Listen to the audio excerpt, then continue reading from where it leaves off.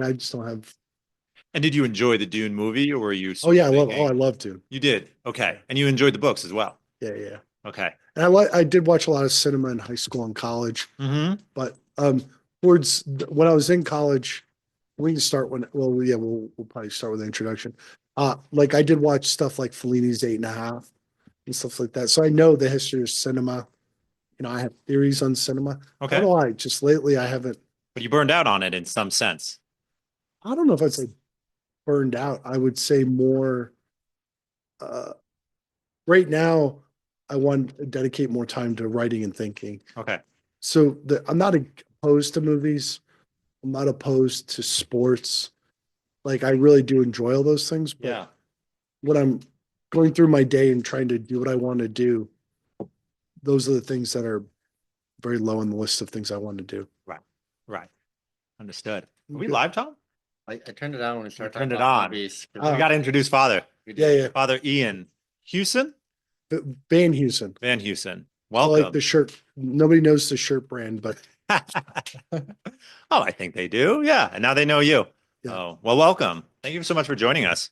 Oh, how are the Arctic winds of Wyoming treating you? I've loved being up here. My whole desire in making this trip was I've always wanted to see an area that's like stark winter.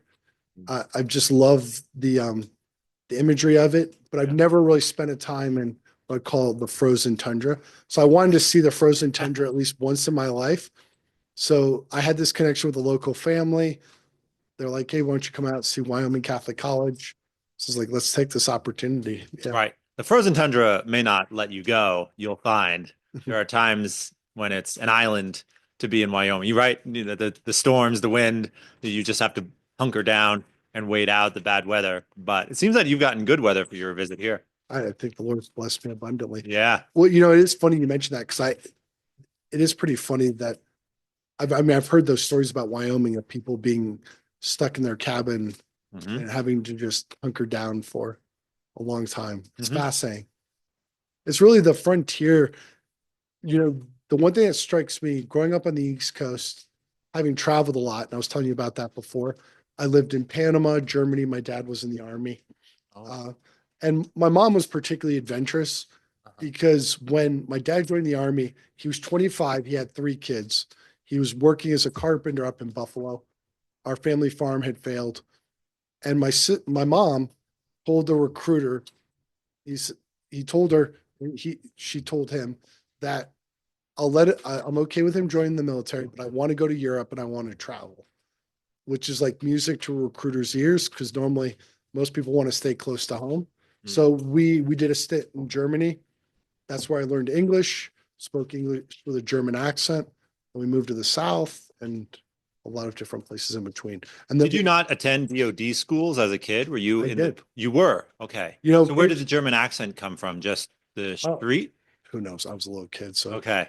I couldn't tell you. We lived in Berlin when the wall was still up. Okay. And so I grew up with stories about what East Berlin was like under communism. And because the soldiers could visit East Berlin, the Hmm. German side, we were in the West Berlin. And so American soldiers, my dad was 25, but your average soldier, 18, 19, 20. They're in Europe. They're making decent money, not great, but they would go to East Berlin and they would just spend money like drunken sailors. They'd go to clubs. They could throw $100 and buy the whole place drinks for the whole night, and they would do that. And then they would tip the bar like 20 or $30, which was more than they made in a month. Sure. So, Wow. so my dad tells stories about him and all of his buddies acting like they were movie stars in Right. East Berlin. Right. East Berliner rich. Yes, Yeah. because they would just go across. Yeah, and we have other stories with Checkpoint Charlie, but yeah. So, What causes a family farm to fail? well, Where's the story there? it was New York. So it was the 80s, 70s, and 80s. Mhm. So my grandfather grew up in Brooklyn, and he wanted to leave the city to be a farmer, and he had a small little dairy farm in the western part of the state. Um, the farm was near where my grandmother's family had a vacation home because they'd been in New York City for about 150 years or so, probably a little bit longer. and the family estate was in that area. So they got a little family farm there. And I believe like there was a cow disease that went through, uh, maybe a little bit of some mistakes were made. I, I don't know the full story, but also that was a big economic downturn for New York. Yes. Areas like Buffalo never really recovered. No, no. Most of my family from And that farming area. is a generational skill, Yeah. right? To be the first generation to do something in agriculture is very difficult. Yeah. Well, my dad would have been the second. He was raised on the farm. Okay. So it was my grandfather. All of them were raised on the farm. And then my dad joined the military and we traveled the world. Right. Right. And my mentioned- dad's now a priest, which that's another Wow. can of worms. He's an Eastern Rite priest, Okay. Maronite priest. Okay. If you don't mind me asking, is your mom still around? Yes. Okay. So the Eastern churches allow married priests. Sure. Sure. And, yeah. That's fantastic. What's that like to share with your dad? Oh, well, it's very unusual. Uh, one of the dynamics with having a dad who's a newly ordained priest is that he's doing a lot of things that newly ordaineds do, but he's your dad. So it hits a little bit different. He's also of that boomer generation. So, and I don't want to get into it too much. I don't want to criticize my dad too much, but he does things that boomer priests do. And Despite coming to the priesthood later, yeah, 40 years after one typically does. exactly. And so I've had a different outlook on the older priests that I've had to work with because I see my dad doing similar things Mhm. that I wouldn't do. But of course, with my dad, it's a little bit easier to accept that he's doing it a different way. Yeah. That's interesting. Have you ever, so you're two different rites, so you've never concelebrated. No, I have. Right? Oh, you Yeah. have. So when I came back to the faith at 23, I moved back in with my parents. I finished college at a local college in Fayetteville. And when I moved back in, they were attending a Maronite parish in Fayetteville, and I got very involved with the Maronite rite. So at one point, I was discerning between the Maronite and the Latin rite, but I knew more priests in the Diocese of Raleigh back then, and I got to know the vocations director more. So I discerned with that. I was considering Maronite at one point. And so my dad's bishop, my dad's station in Brooklyn, my dad's bishop I've known for close to 20 years. Yeah, he's been a bishop of the Eastern Eparchy for a long time. So my family knows him pretty well. We've known him for a long time. Do they have a different title like metropolitan or something? Metropolitan's like an archbishop, I An believe. archbishop. Okay. I don't think the Maronites have a metropolitan. I'd have to double check. Because the Maronites are a little bit different because they will use a lot of Latin rite titles, even though they still have. So, for example, they'll have core bishops, but then the core bishops will often still be monsignors. Oh. So, and they're the most Latinized of the Eastern rites. So they're not the strict. They're not like the Right. Ukrainians or the Byzantine or the Melkites, who, Okay. sometimes it almost feels like they might be a little bit more Orthodox than Catholic. Yeah, I mean, that's no offense to our Eastern Rite, but They got that schismatic flair. You're probably not allowed to agree to that. No. On air, are you? I'll say this. It always comes out with a figure. I was preaching on this yesterday, St. Thomas Aquinas. And so you see with a lot of the Eastern churches, they have to go out of their way not to agree with Aquinas or to agree with kind of our scholastic. So if we call it mortal and venial sin, I think they say the same thing, but they call it like deadly and I don't know what's the other term they use. Not deadly. I don't want to be. I mean, I love the Eastern churches. I read Gregory Palamas. Love Gregory Palamas. Love the Philokalia. So I'm very influenced by Eastern thinker Isaac the Syrian. When I wrote my master's thesis, I integrate a lot of the Desert Fathers, the Eastern Fathers. I have a great love for them, but sometimes the Eastern churches seem to go out of their way to make it clear that they are not Western and that they're not Augustine and Aquinas. Like that's so if Aquinas says something, it's like even if they're going to say the same thing, they have to find a different word for saying it. That's my take on Yeah. In jiu-jitsu, there's the saying that you have to sell your own DVD, which means you might be teaching the same technique, but you got to come up with a new name for it so that you can release your special video or your special content or this is already 15 years ago, but you have to be able to sell your DVD, right? Exactly. Yeah. So one guy calls it the twister, the one guy calls it the ankle lock, and the third guy calls it the Hoogie Watts. And it's like, what's the Hoogie Watts? He's like, well, yeah, kind of made it up. The word twister was already taken. Yeah. Yeah, I think there's a bit of that. And, one of the things in my reading of Aquinas and reading of the Eastern Fathers, Mm-hmm. I think one of the big things that people don't understand about the Summa and about Aquinas, but particularly the Summa, I've gotten through most of the Summa Theologica, or Theologia, I forget which one you're supposed to say. And then I've read other parts of Aquinas, but it's a very specific project that is not fully understood by a lot of people. It's one to summarize things. So it's a summary. It's pretty quick. So he'll write in a paragraph, he'll summarize in a paragraph an argument that somebody made over the course of 30 or 40 pages with the church fathers. It's a summary. And then he's trying to just show either why it's true, why it's proper. And there are things where he's innovative with his approach, but a lot of it is citing other people.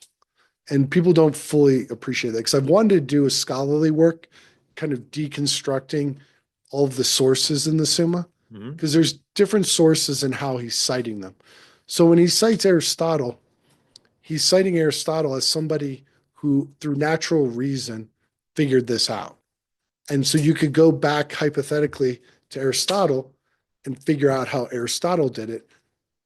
So there's a genealogy there. There's a structure. When he's citing the Bible, he's citing as what he calls a first principle. This is authoritative. The Bible says so. But he doesn't cite Aristotle that way. And I think a similar thing with the church fathers. Because with the church fathers, by the time of Aquinas, there was a body of work that was accepted as true from the church fathers, but had been worked out over hundreds of years. So it wasn't, The intellectual wrestling had already taken place. Exactly. And he's inheriting a long line of thought on these subjects, and he's trying to summarize it. Summarize it, prove that it's true.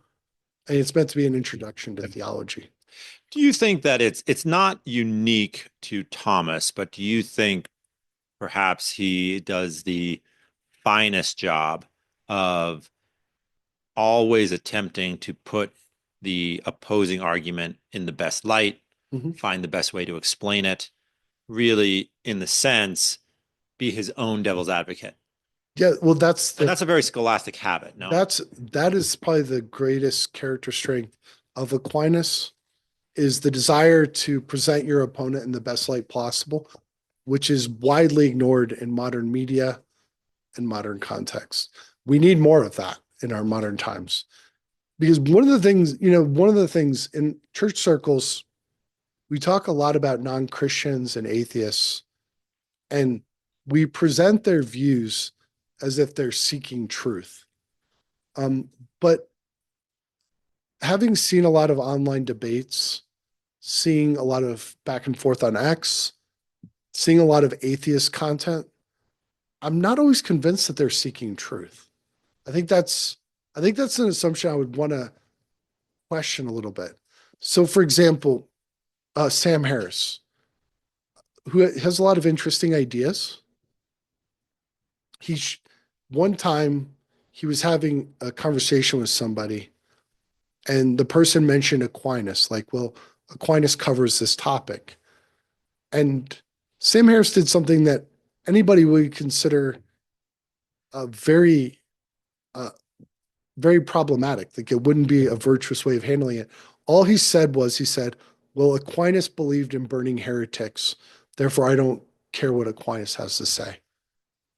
And it came across as, it was like a self-defense mechanism. And I've seen that sometimes with atheists and with a lot of these accounts on social media that are just trying to pigeonhole you, manipulate you, get you angry or whatever. I don't get a sense they're honestly seeking truth, because what Aquinas would teach us about seeking truth is before you can deconstruct somebody before you can point out why they're wrong. You have to be able to present it in some fashion that they themselves would present it. And so They themselves would agree with. exactly. You got to get your opponent to say, yes, exactly. That's what I mean. Exactly. And then you say, this is what you mean.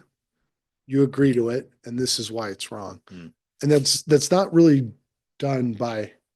No, today people want to say Elon Musk is wrong about interstellar or interplanetary travel because he likes to salute like a Nazi.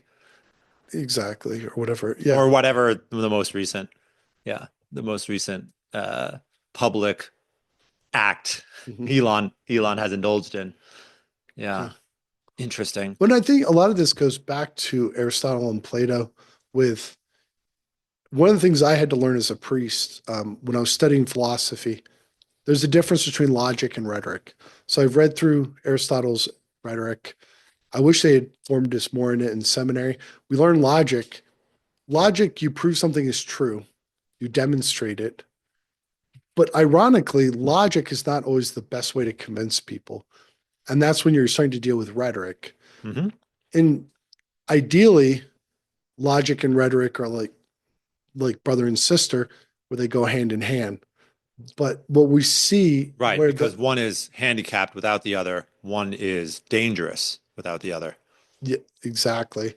And what we see and this is where I think Wyoming Catholic College and the mission of classical education is vital in modern times. And I think we could flesh this out with some of the COVID stuff that we were talking about before, is that without a classical education, without an understanding of how do you demonstrate truth, the structures of logic, rhetoric becomes just manipulation. It's pure emotion. And that's where you get the classic ad hominem attacks. I believe this position. Well, why should I listen to you? 20 years ago, somebody said that you were mean to him. I'm being a little hyper, but yeah, that's kind of the tone of some, and there is a sense with like leaders and stuff like that, the moral quality of a person is important for certain kinds of things. But yet I was really struck by with Sam Harris. I've seen a lot of them do this, is they completely deflect when their assumptions are challenged. And I think somebody who's genuinely seeking truth doesn't do that. So, yeah. And they don't rebuff a counter argument like that. You know, they'll actually ask questions to understand that someone's actually seeking the truth. Correct. And the venue was such that it was taking place was one of these like public debates, which is the public debates is just how to create the zinger that's going to agree with to make that soundbite for social media, or to Sam Harris even just to get the audience in the room on your side. Yeah. I remember, I think Chris Williamson quoted a quote that said, no matter how good your opponent in a debate is, if you can get your audience to laugh 3 times, you win the debate. Right? I mean, and that is I think that points to the necessity of an audience themselves being sober and logically inclined, and the necessity of teaching your audience the skills of rhetoric and the skills of logic, but also it demonstrates the power that rhetoric really has. And picking back off on that, one of my continuous frustrations in seminary and college, and I've learned to accept it as a limitation, is I'm not very witty. And I mean, I can be funny in a homily, but what I found over the years was that there'd be certain people in my life that would always derail a conversation with humor. And, they would just, to the point where it's funny. I'm thinking of one person in particular. Were they actually funny, or were they using genuine humor to get off a challenging or uncomfortable topic? A little bit of both. Okay. A little bit of both. I think there's a certain kind of person that dominates their humor. So they can basically, this goes to my theory on men. Men are generally in group settings more competitive, more aggressive, like especially all male environments. Than they And- are than they are in pairs, or they're more competitive than women. More than women. Okay. I think men tend to arrange themselves more hierarchically. Because I've even seen it in certain group settings where men kind of have an implicit hierarchy that's going on in this situation. And then the other thing is, I found there's two ways that men dominate: physically and then with their words. And so I think that's what I've seen. This one person I think about, because it's very interesting. This person who's been in my life a long time, and I don't think they've ever really heard me out on anything of substance, because whenever we're in a group setting or whenever we're involved, as soon as I start to present an idea that's challenging to them or new, they derail it in one way or another. So it's funny, you could be in a room with somebody for years, and ironically, they've never really heard you out on any of the things you That are really close to your heart. exactly. Interesting. And one of the things, as a high extrovert, one of the things I do a lot is I think by like communicating. Mhm. So if I have a half-formed idea, some types of people will only communicate an idea once they've thoroughly thought it through and they can defend it. Mhm. Whereas I will present things that are half-baked or an intuition that I haven't.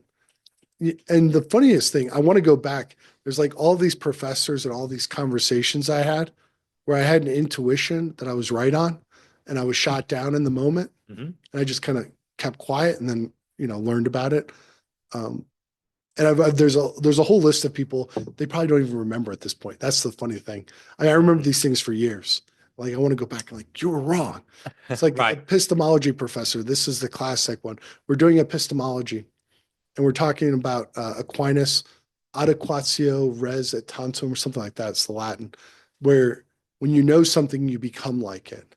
I was like, oh, this is mystical theology. If you know God, you become like God. And the professor's like, no, this isn't theology. This is philosophy. I was right. Yeah. Right. No. I mean, he hadn't studied, he was a philosophy, he only studied philosophy, but and it was actually very important to Aquinas's mystical theology, because when you know, and then I fleshed this out in a series of things with my master's thesis. So we talk about friendship and love as a mutual indwelling. So the way you think of it as with a married couple, there comes a point when, because they love each other and they've lived together and they've experienced each other enough, they can anticipate what the other person would think or want or say. Yeah. Mhm. They have an intuitive sense, even if it's something that they don't know specifically that they would know. It's a similar thing with our relationship with God. So when we spend time with his word, when we spend time in silence, hearing the Holy Spirit, we have an intuitive sense, a connatural knowledge of what God would want us to do.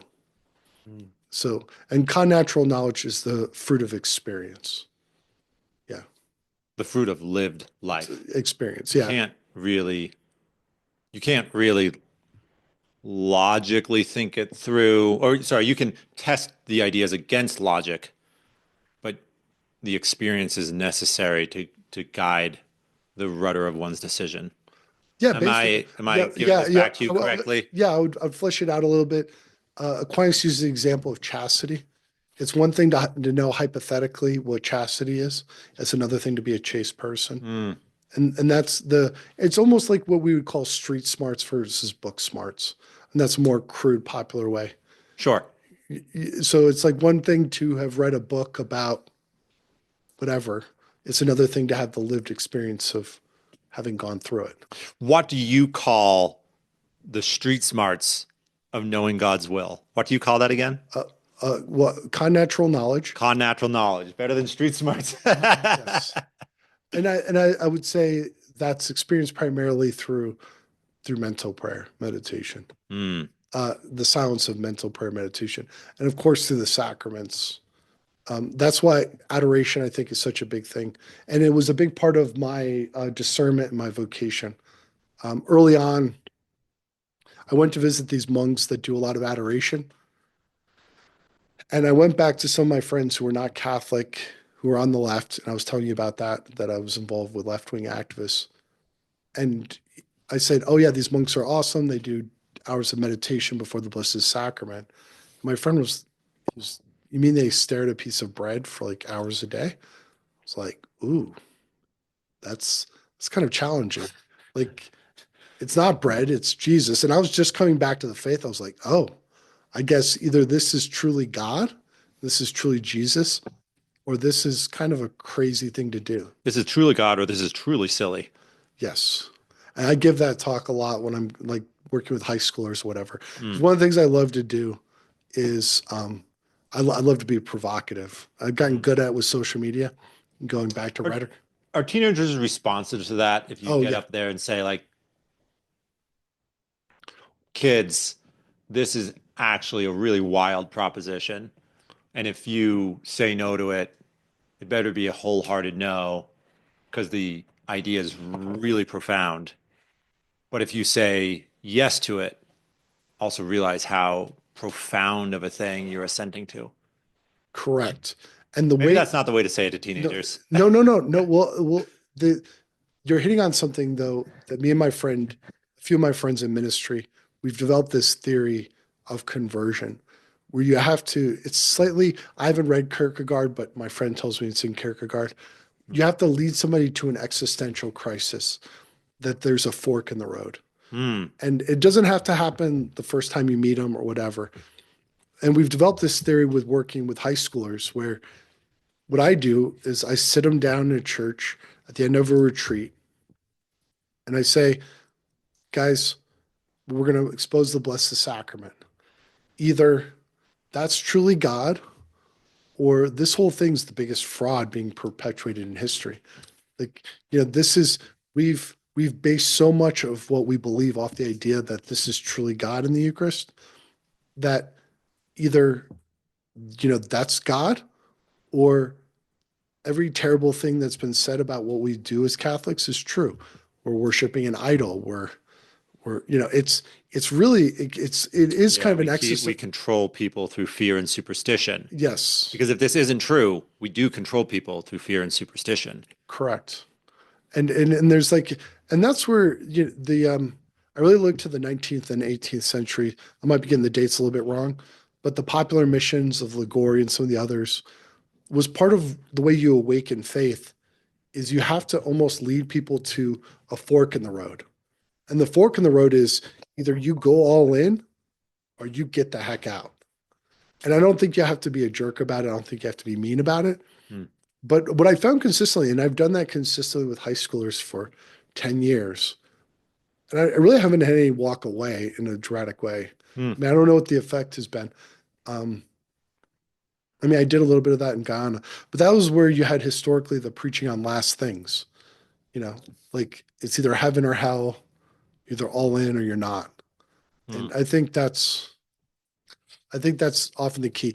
And with what I normally tell them is, I sit them down and I think also as a priest, one of the things I do is I give my witnesses a life that I've dedicated my whole life to this. So I was dealing with a situation, the high school that is half Catholic and half not Catholic. It's actually one of the best schools, in my opinion, because I never really have students leave the faith after there. But it's a challenging environment because it's a lot of non-denominational and Baptist kids going to a Catholic school.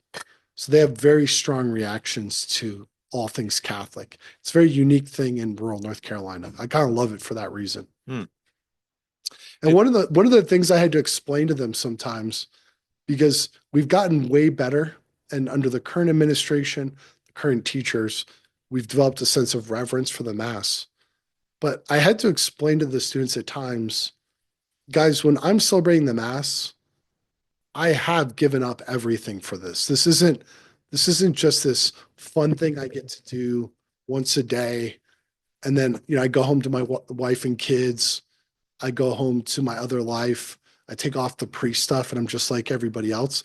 Like this is the center of my life.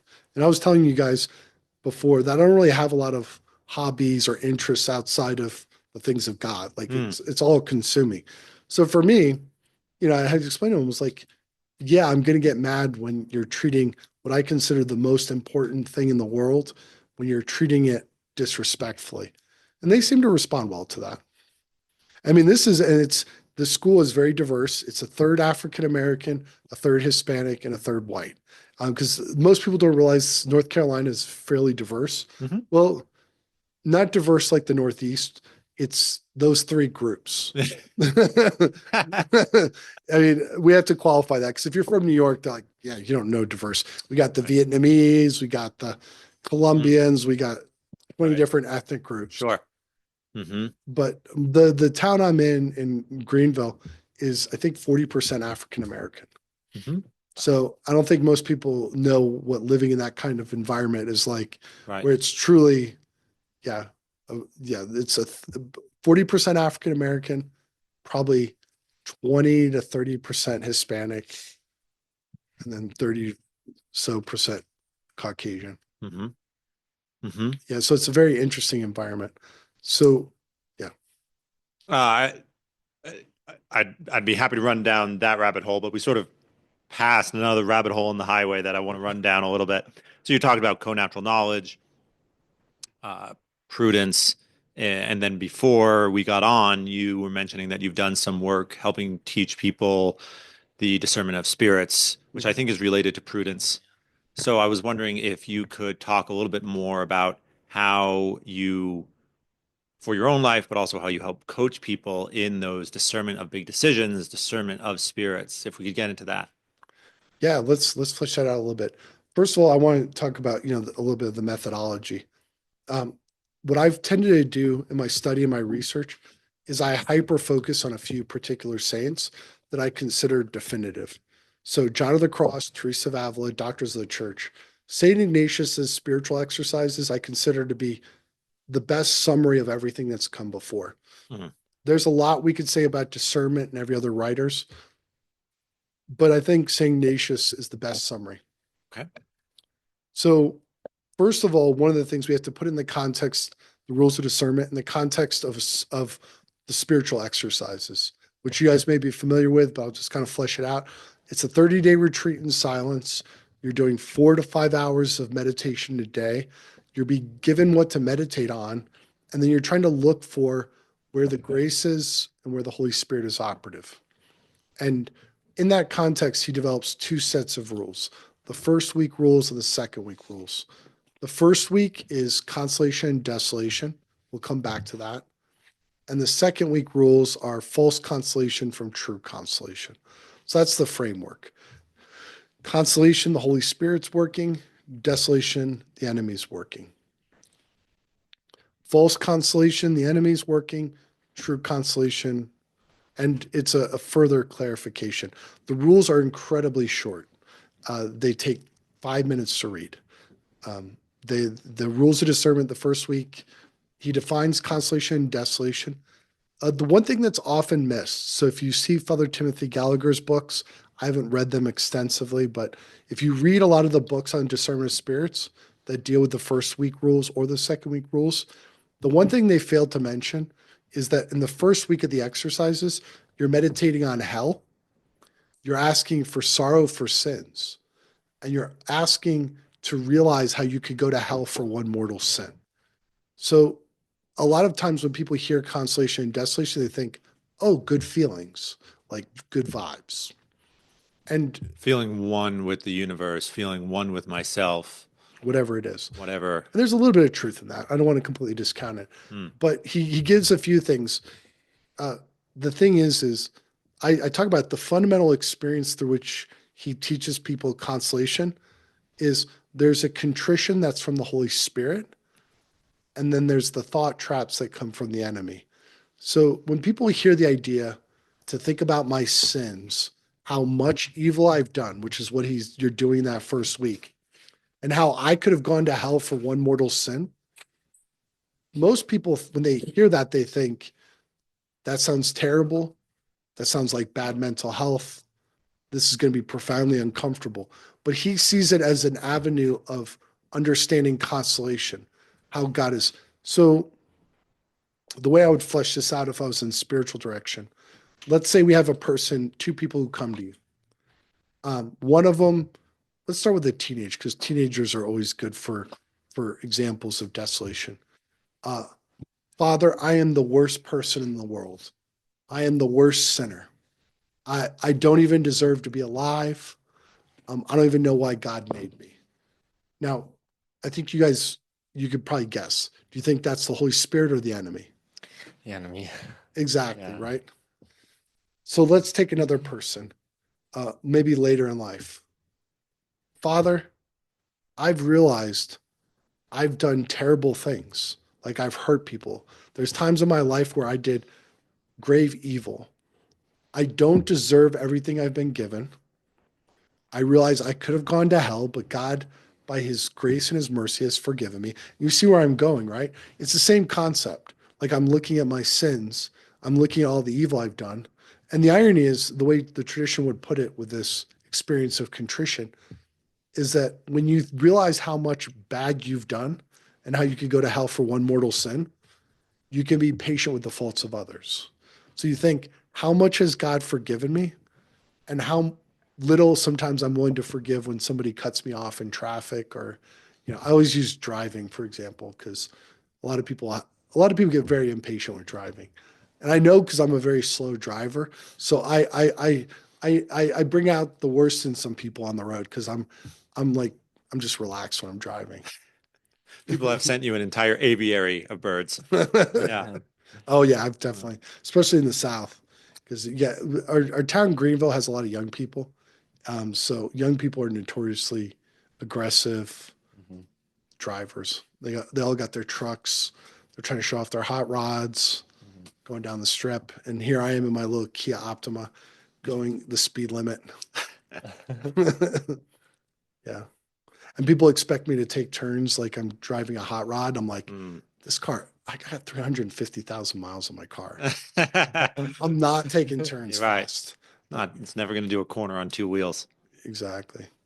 But yeah, so that's consolation and desolation. That's the primary way of discerning it. But on a practical level, the different rules are: don't make a decision in a desolation. How many marriages?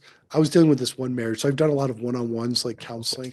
I don't call it spiritual direction, strictly speaking. I call it one-on-ones now, but somewhat spiritual direction. There's different things I do in one-on-ones. And I was talking with this woman who was having a lot of issues, her and her husband. This was early in my priesthood. I said, when do you have the conversation, the hard conversations? It's like, well, we tend to get in fights at 10, 11 o'clock at night. Okay. Did he just work a 10-hour day? Yeah, he did. Why don't you do this? Why don't you write it down? And maybe on Saturday, after you guys have eaten brunch together, maybe then start to bring up some of these things. So some of the dynamics with consolation and desolation is the devil tries to get us to think about things at the worst possible time. So, it's good to worry about your finances, maybe not 9 o'clock on a Friday night, maybe not on Sunday when you're supposed to be in the Lord's day. Maybe you need to think about it more on Monday, or whenever you set aside time. But so sometimes desolations are always the work of the enemy, but they have half truths, right? So sometimes the devil will try to get us. They start from a good place, sort of. Yeah. Yeah. You should be concerned about finances. Yeah. And another thing I talk about with discernment, the Bible, the devil quotes the scripture, right? The temptations in the desert. So the devil can quote the scripture, he can quote saints, he can quote all those things, but it's the timing and the voice of it. So let's think of something from the saints. Well, the idea, you could go to hell for one mortal sin. Sometimes that's good to think about, sometimes it's not. And this is one of the challenges I really come across. I'm going to wade into something slightly controversial. One of the challenges I've had with contemporary priesthood is there's a lot of people I agree with in traditional communities. I wear a cassock. I celebrate the Latin Mass. I think your listeners would know the insider baseball enough to know that's kind of like a team allegiance almost in the church. But that doesn't mean that just because I agree with what somebody is saying, that I agree with how they're saying it or the spirit in which they're saying with it. So I've seen communities in my diocese or whatever, where I agree on paper with, like, I'm in total agreement with the people who are in that community, and some of the people that are affected by certain leaders. But then it's not bearing fruit. It doesn't have the flavor of the Holy Spirit. I'm all for Ligory, traditional devotions. I celebrate the Latin Mass, even though I've signed up to be a Novus Ordo priest, very sympathetic. I have family members that go to a fraternity parish, all of that. But there is a point where being right is not enough, and it has to have the flavor of the Holy Spirit. And that's something that's missed, the nuances. And a good way to think about it is when you're consuming certain content, that the voice with which it's being said, if you internalize that voice and you imagine God speaking to you with that voice, is that somebody you'd want to talk to and hear? Like, and this comes out a few different ways. So, the genesis of it a lot of times with people who are trapped in these negative thought patterns is often like childhood. It's psychology 101. I talk about this in my first book, which probably won't be reprinted for a little while, but I self-published it. Is oftentimes when we're a kid, the voice with which we speak to ourselves is the voice with which our parents spoke to us. Sure. And that becomes the voice with which we hear the scriptures. So the classic, and I preach on this a lot, the Old Testament God. Everybody says the Old Testament God, he's mean, he's nasty, he's going to punish, he's going to crush you. And the way I put this, having a dad that was tough but very fair, and I wouldn't say my dad was perfect by any stretch of the imagination, but he had a pretty bad temper. So I can imagine, for me, the idea of an angry God is not hard to picture in my head. But the thing was normally he was angry about things that we did wrong, they were objectively wrong, even if it was a little bit over the top sometimes. I mean, to be fair to my dad had spent 5 years on deployment. So sometimes, he was a little bit in war zone, a little bit too much. But the idea of an angry God is very consoling to a victim. I mean, let's take Jeffrey Epstein. Let's take all the bad things happening in the world. And I've been to Africa, and some of the terrible things that happen in the world, there are people that will get away with doing terrible things their whole life. There are bad people who do bad things, and they may never be punished. And there's never justice. And there's never justice in this life. In this life. But to think that God will defend the poor and the victims, the idea of an angry God who has a sword and is a warrior is only bad news if you get on his bad side.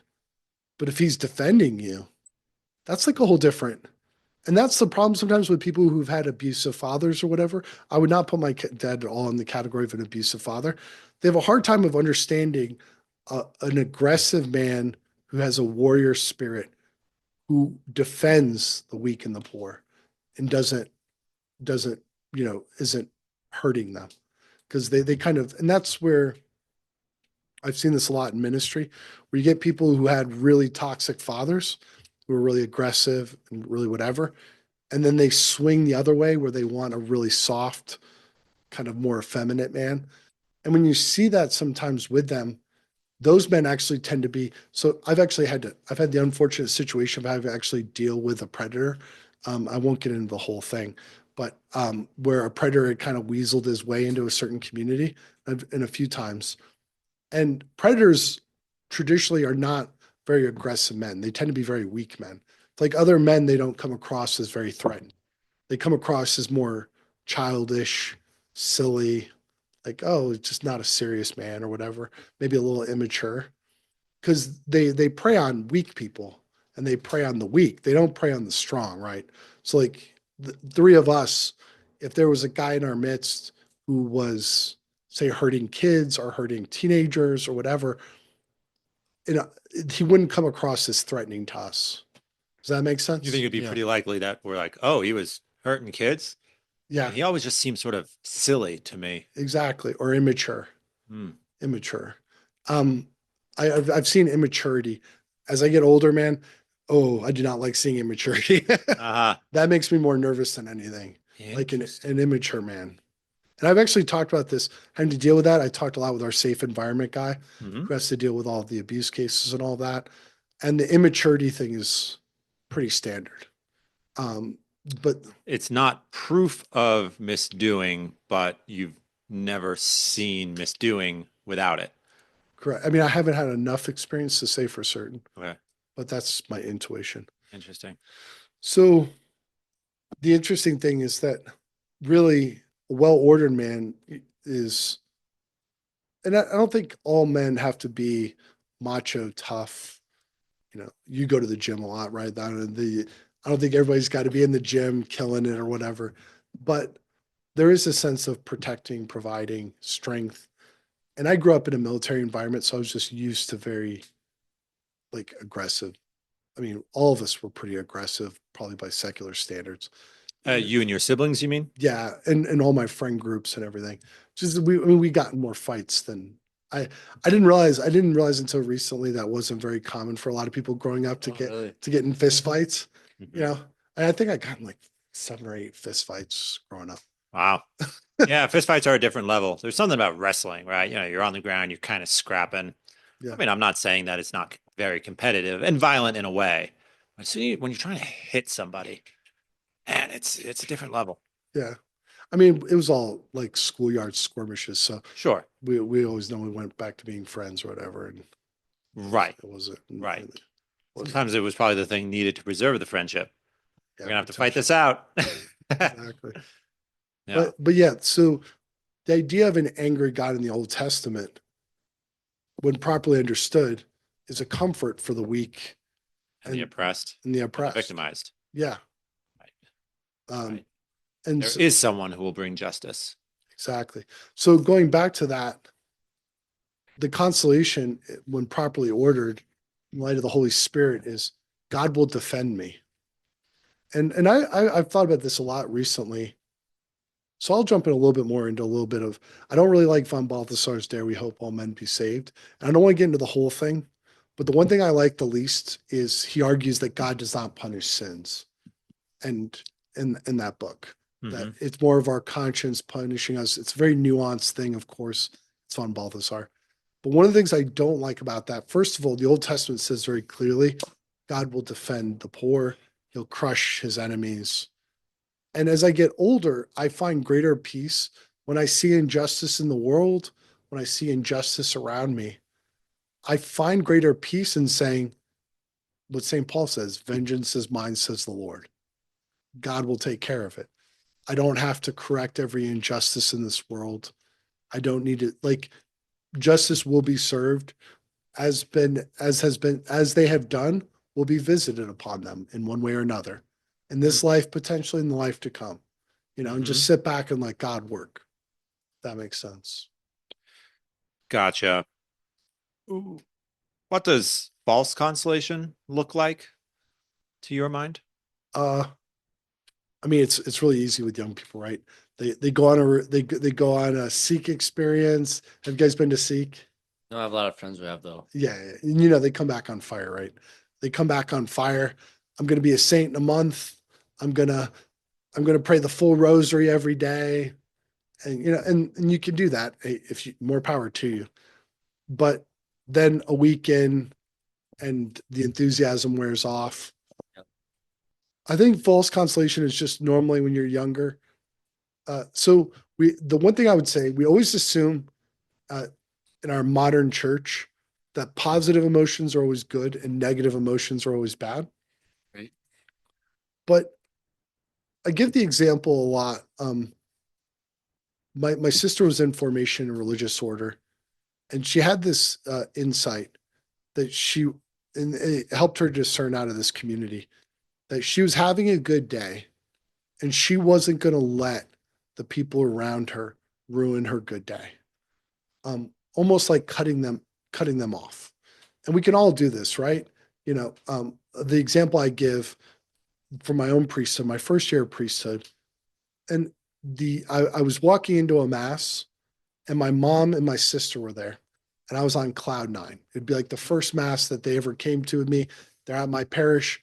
I'm on cloud nine.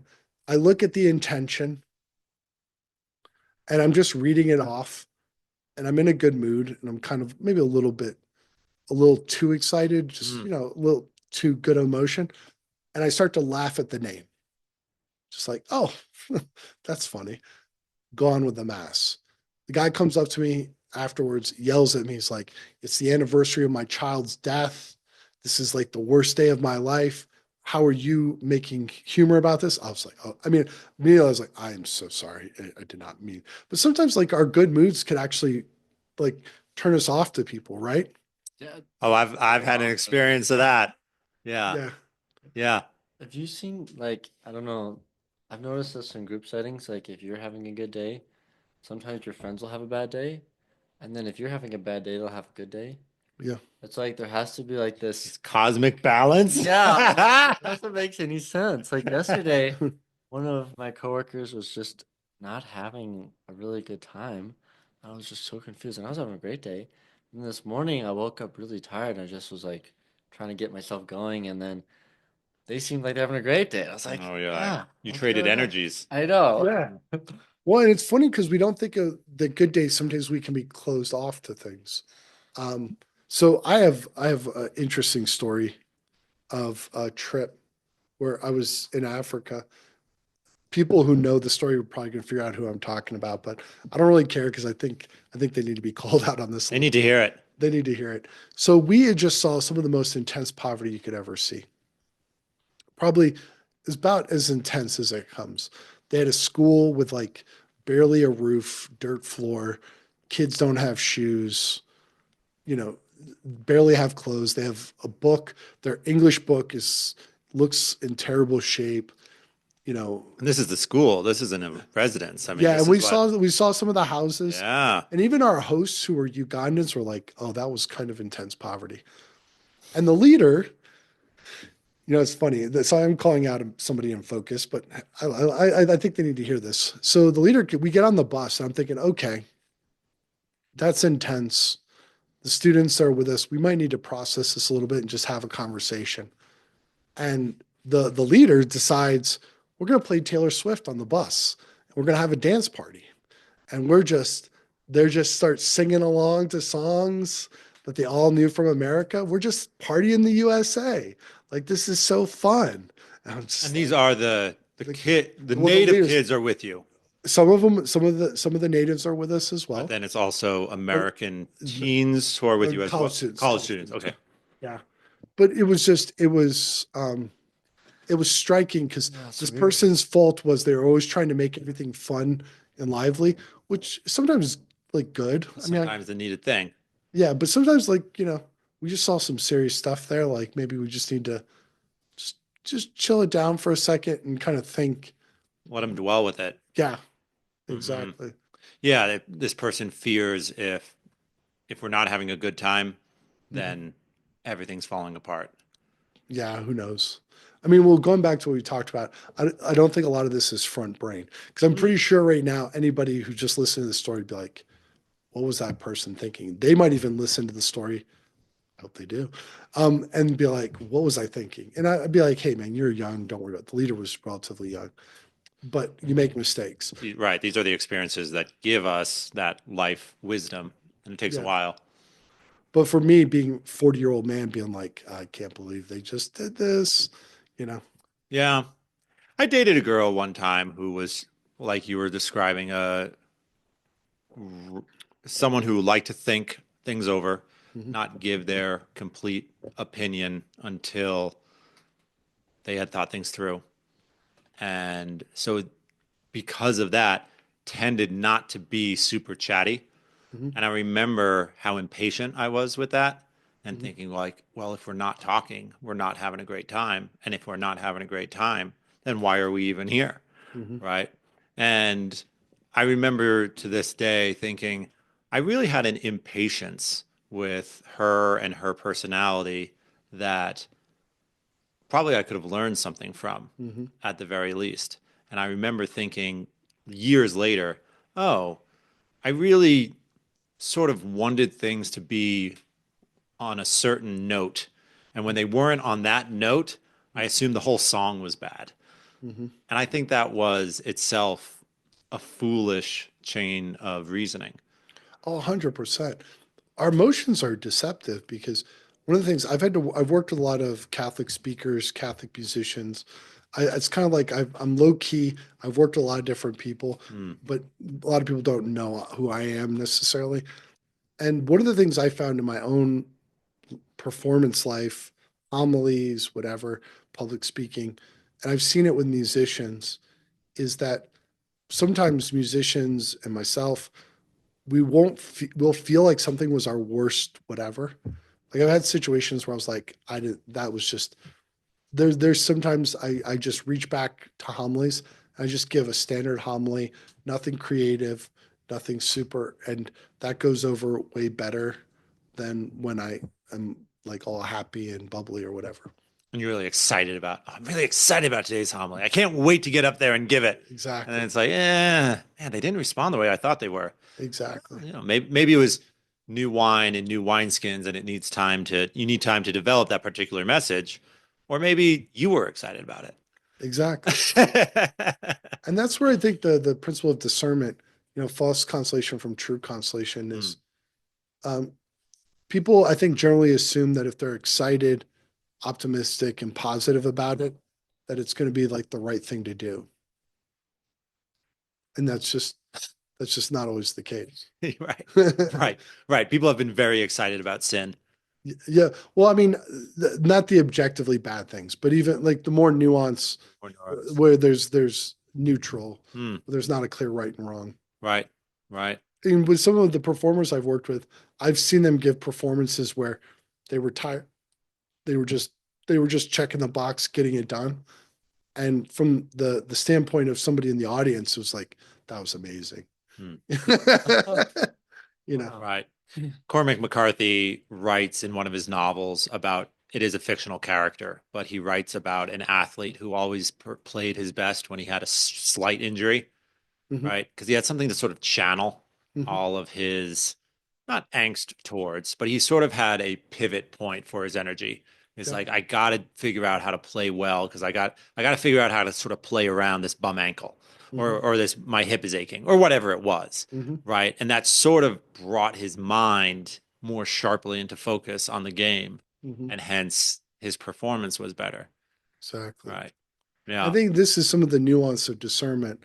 The it's not because a lot of people when they first hear about discernment of spirits, especially the way it's presented, is how do I maximize positive emotions and get rid of negative emotions? Ah. Hmm. And sometimes negative emotions are good. I mean, sometimes you need to be a little angry. I mean, that's one of the things I think in the modern church with uh, the Church of Nice stuff. Because nice is like the biggest virtue right now. It's just being Be nice. nice. Be And nice. the thing is that nice isn't what always people need and things like that. The Lord was nice sometimes, and Yeah. then sometimes he drove people out of the temple with whips. Yes. And he called his closest friend Satan, Mm. Peter. Hmm. He was very challenging. Right. So, and And he with the always, what always, always speaks the truth. yeah, and where the rules kind of hone down is they give you some sense of like things to avoid. They're short. There's like 10 or 14 of them in the first week, 10 or 14. I think there's 14 in the first, 12 or something in the second. Mm. Can you give us some examples? Don't make a decision in a desolation. Sure. Um, the what's the other one? The there's one that's pretty controversial that I caveat. I'm not saying I'll present it with that. The devil acts like a woman that if you cower from him, he'll tear you apart, but if you confront him, he'll retreat. I think I see why it's controversial. Yes, yes. So we'll just leave that there.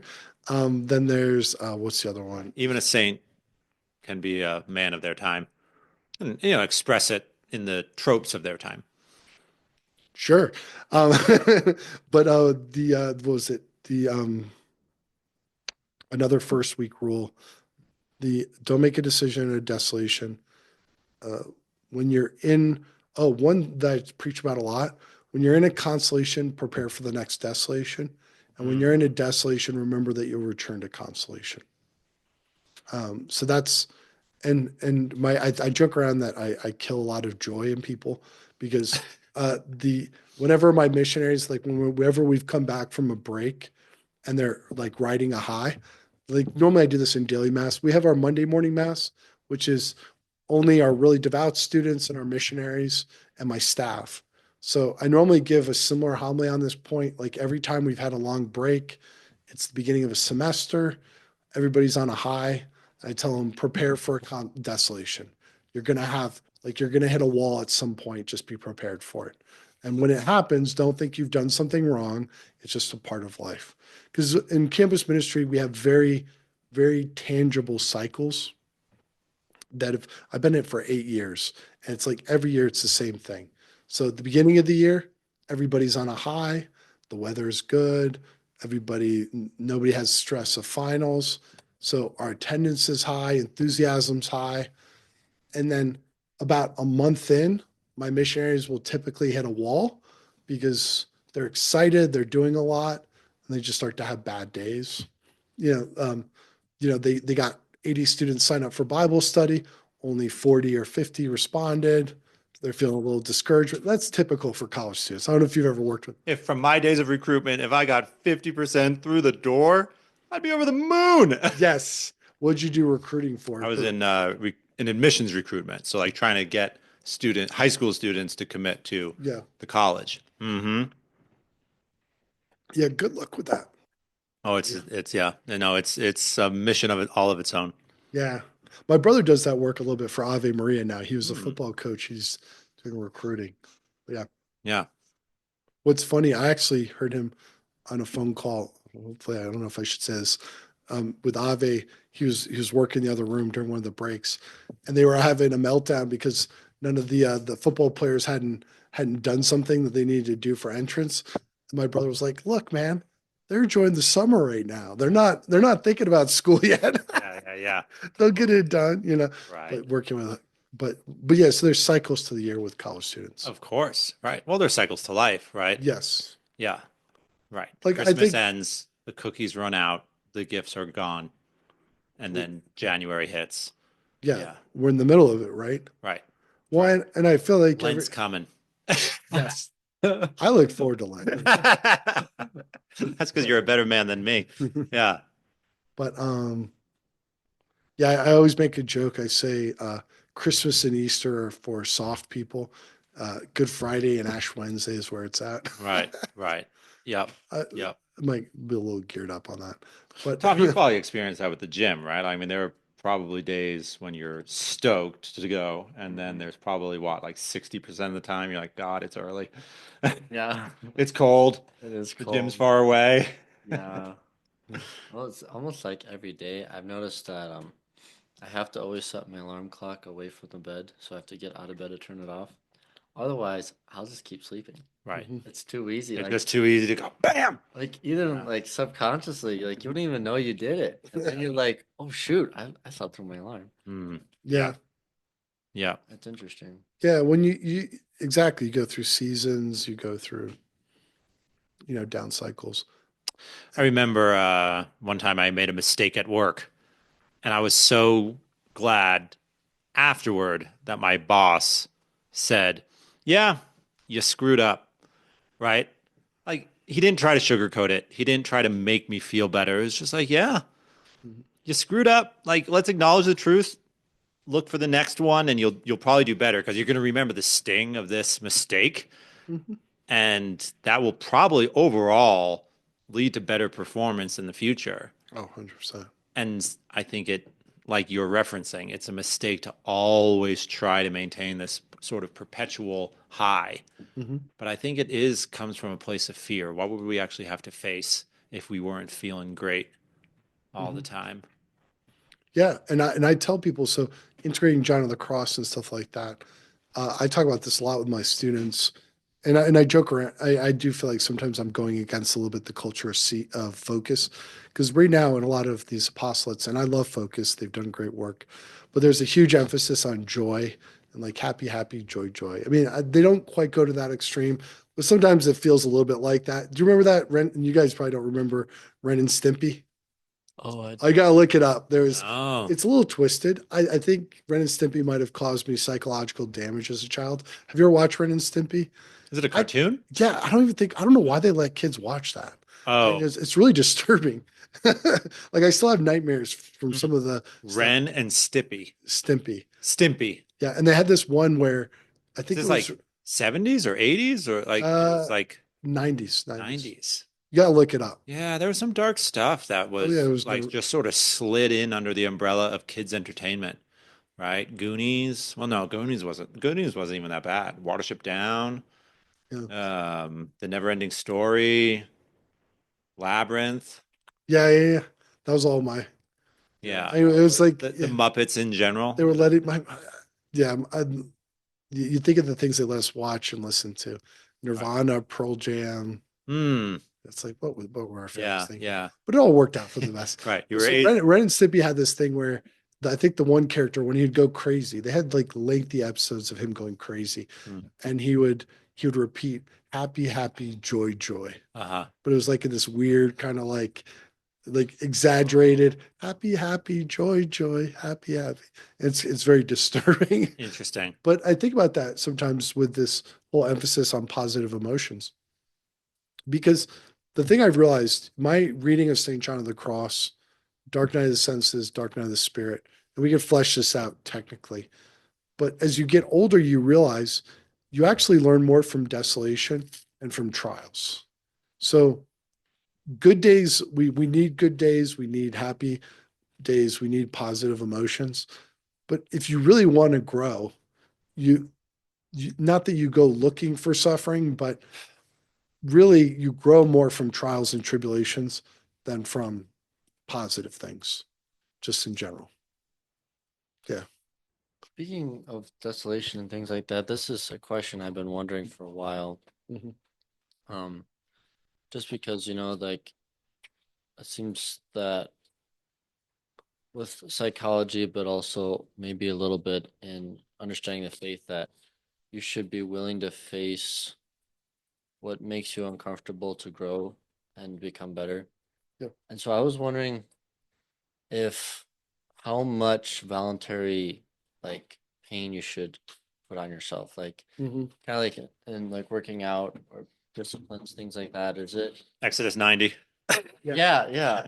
I did that in college, and I just was wondering, is it good to be in that mentality a lot, or is it I don't know. This is tough. okay? So I'll tell you a little bit of my story, my coming back to the faith.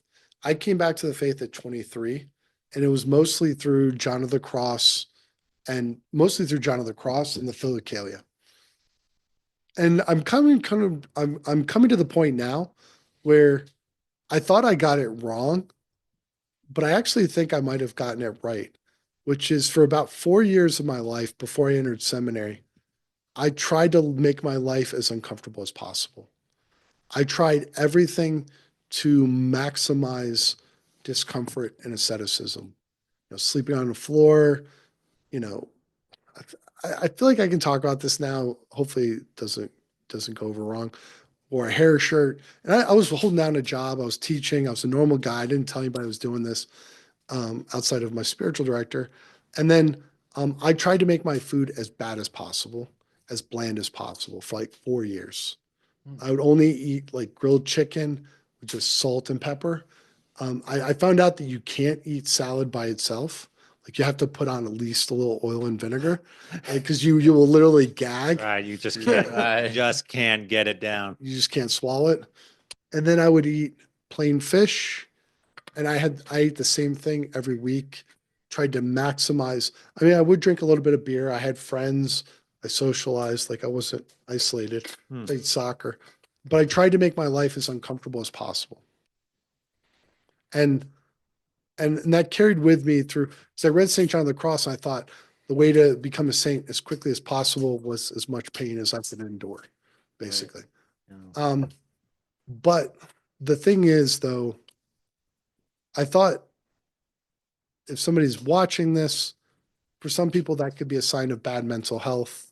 Wasn't for me.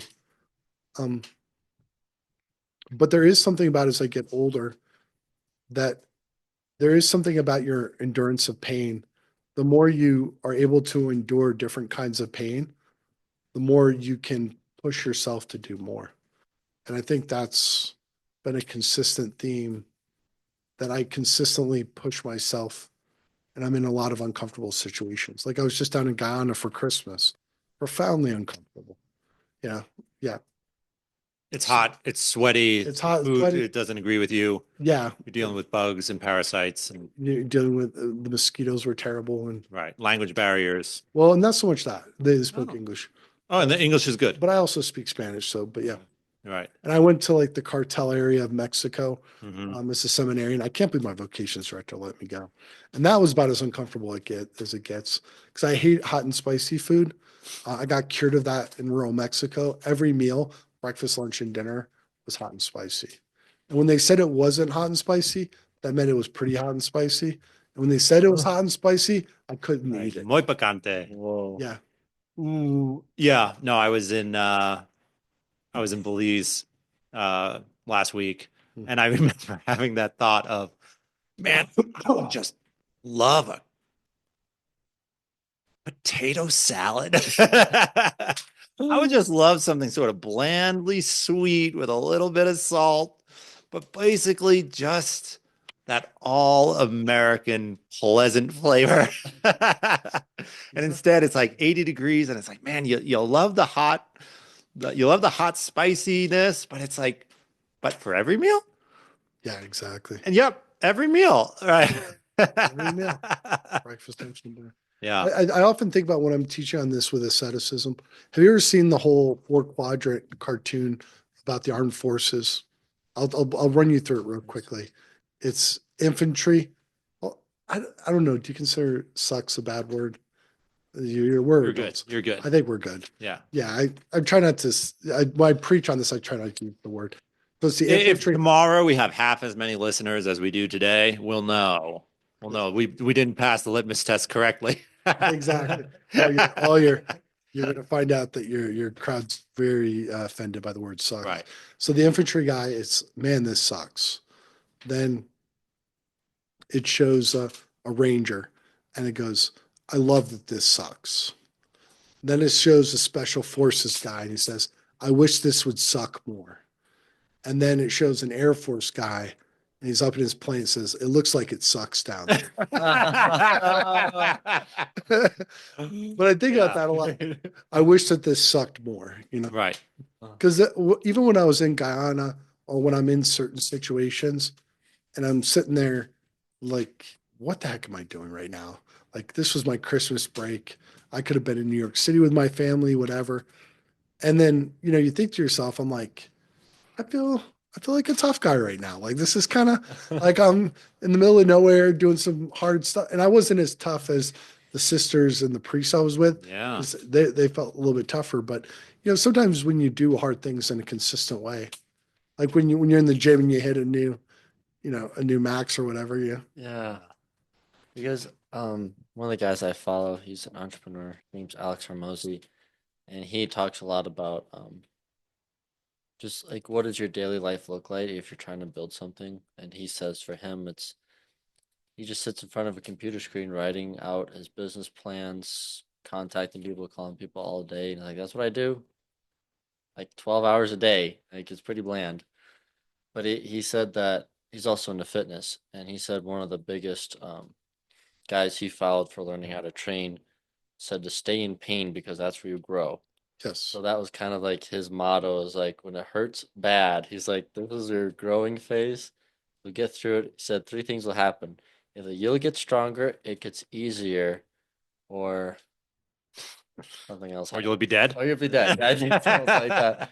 So I was thinking about it because I noticed a lot of the regrets I have in life is when I didn't accept enough pain, which is kind of weird to say. Yeah. Mm. I noticed that working with some of the college kids is they would be in the uncomfortable position of not having a clarity about a decision or about a state in life or vocational direction that they were thinking about. I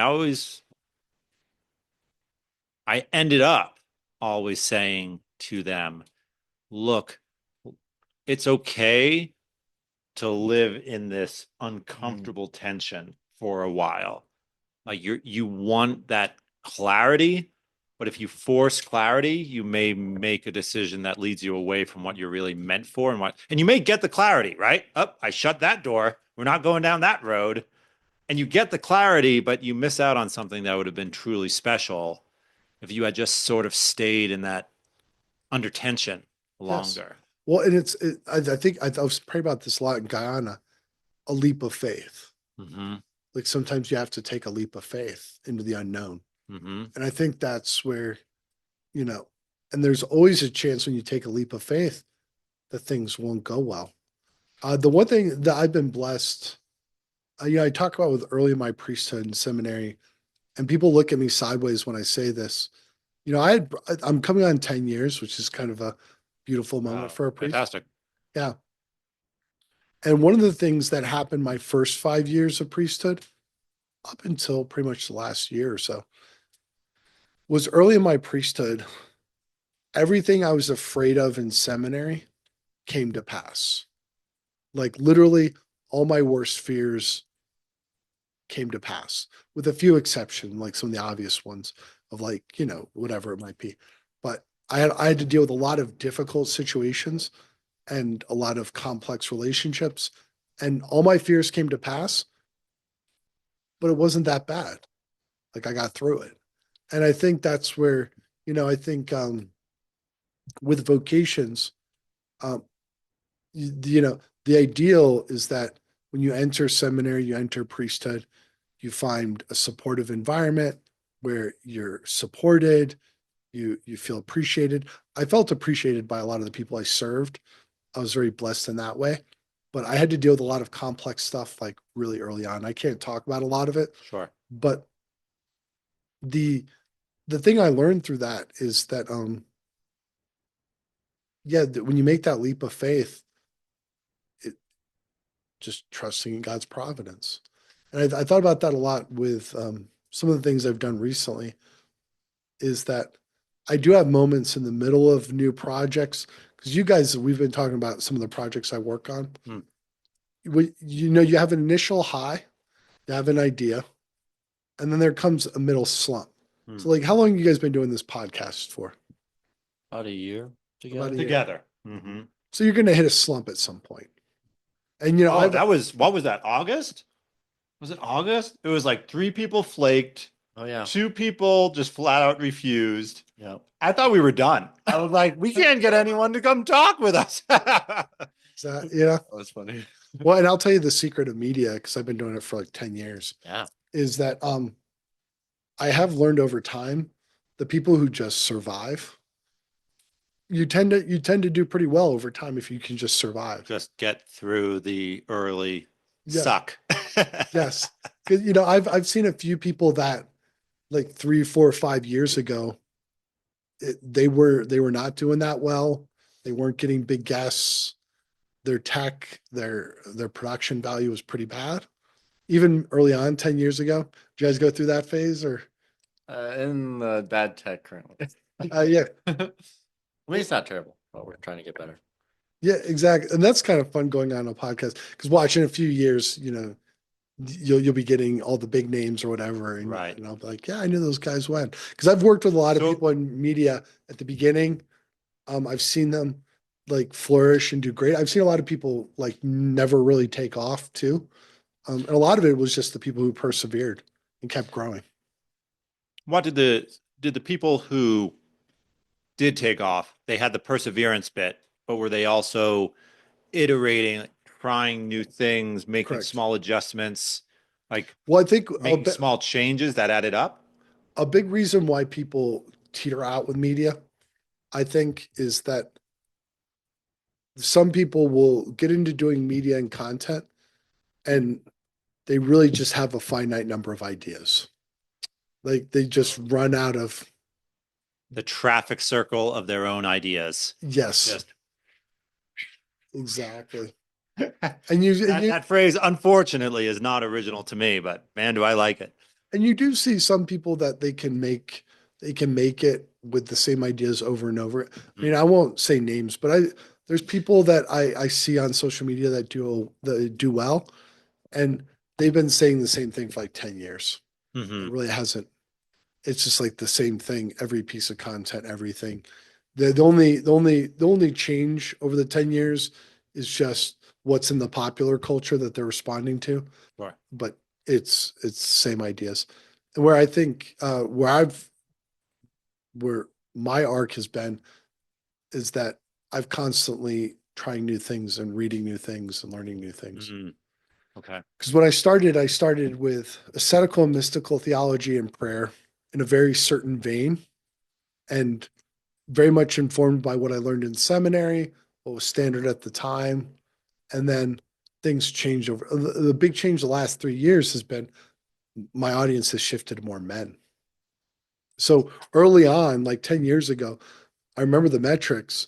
The majority of my audience was women and older women, but it was definitely more women.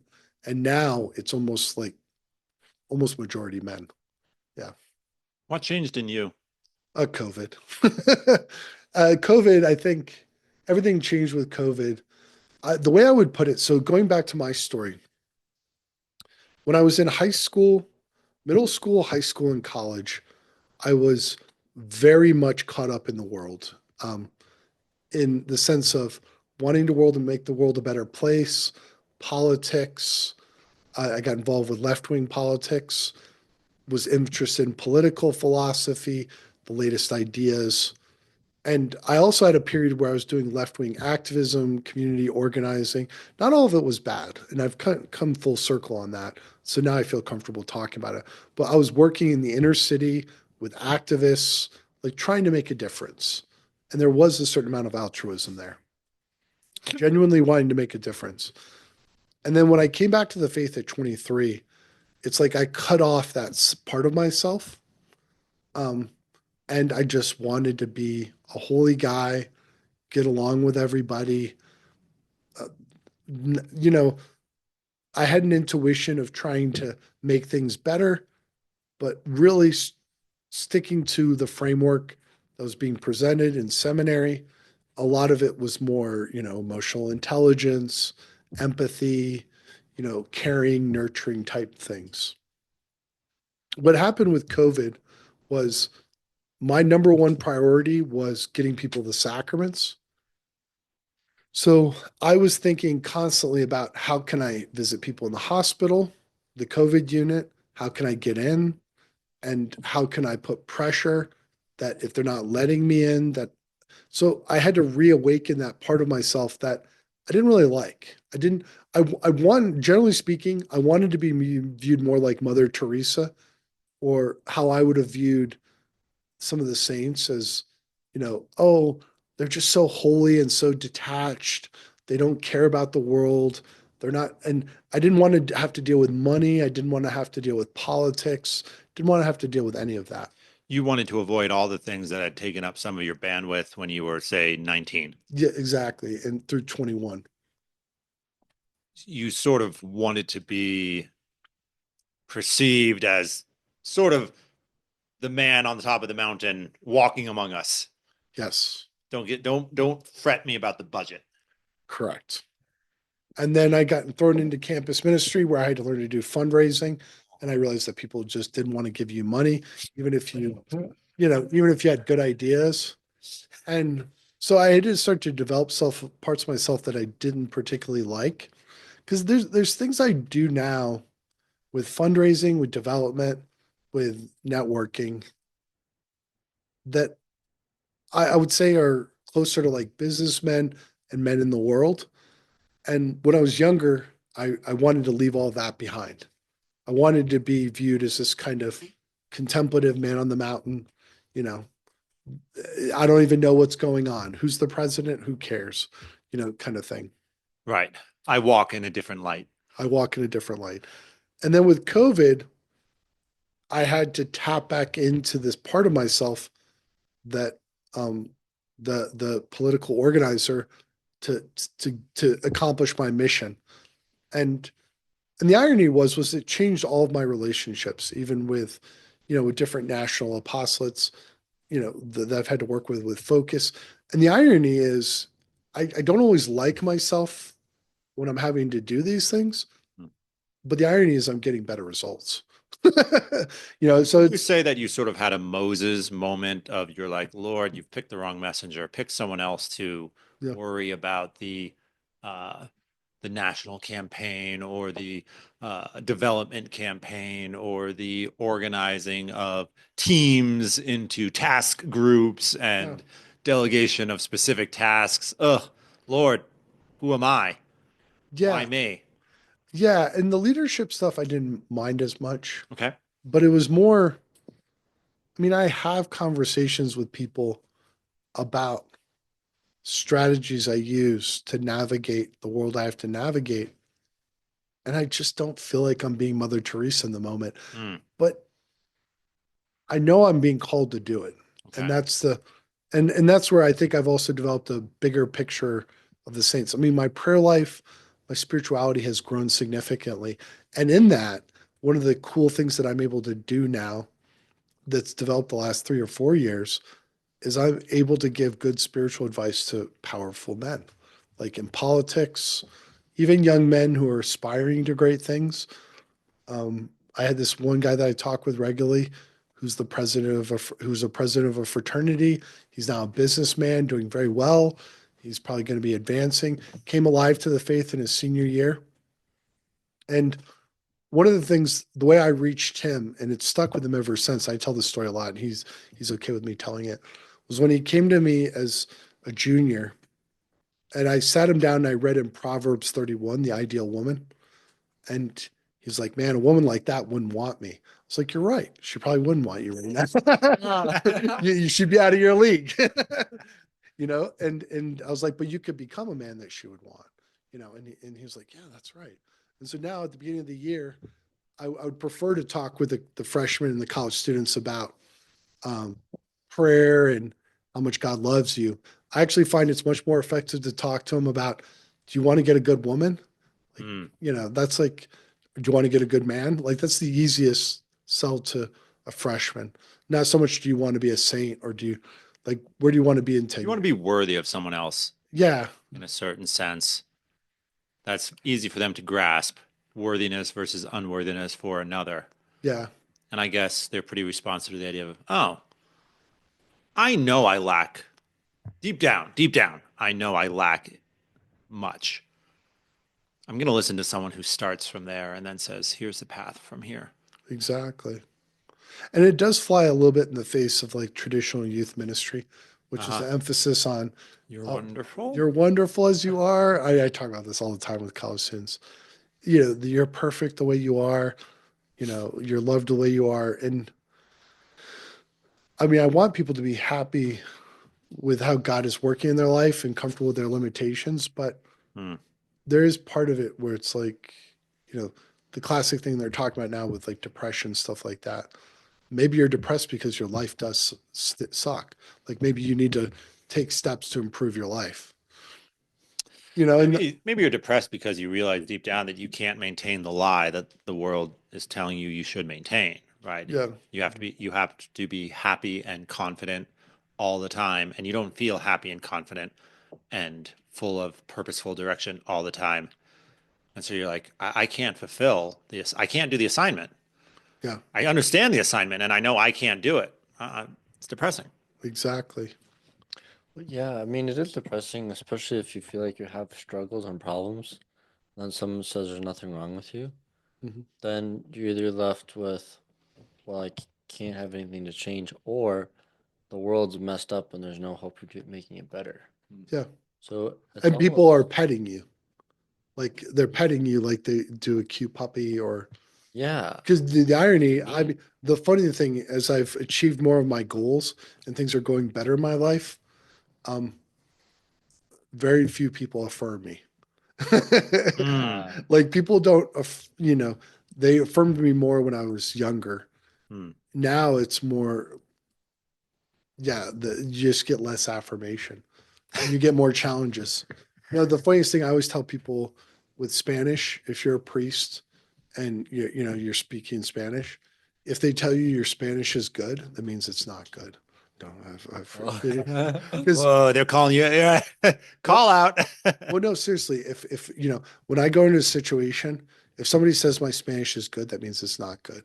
Hmm. If my Spanish is good, they come up to me and start saying, can I go to confession? I have this really big problem going on in my life.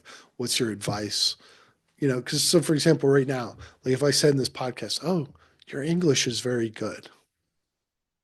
What's that? Why would you say that? Sure, right, sure. But if they just come up to you and start speaking like they, whatever. Yeah. And that's, yeah. Someone asked me how my Spanish lessons were going, and I said, well, my tutor gives me a compliment about once every 6 months. And the person to whom I was speaking was like, oh my gosh, isn't that hard? I said, no, I love it. Because when she does give me a compliment, Exactly. then I know I've actually earned it. If every lesson she's like, oh yeah, you're doing so great, you're doing so great, you're doing so great, it'd be like, okay, well then why am I not? If I'm doing so great, why do I still need you? Yeah. I know that I need you. So My sister often quotes, there's a general in the army, General Honore, the Raging Cajun is what his nickname was. He was known one time in a meeting, he brought out a tomahawk, which I think could actually get in certain environments in trouble. And he slammed it down on the desk and like split the desk or something with a tomahawk, like a real tomahawk. And but he said, you don't pet the hunting dog. If you pet the hunting dog, it won't hunt. It's kind of funny with motivating people, you pet, like I joke around sometimes, like you pet puppies, you pet kittens, you don't pet lions. you don't pet the working dog. Yeah. Yeah. Yeah. You but let their work be their satisfaction. exactly.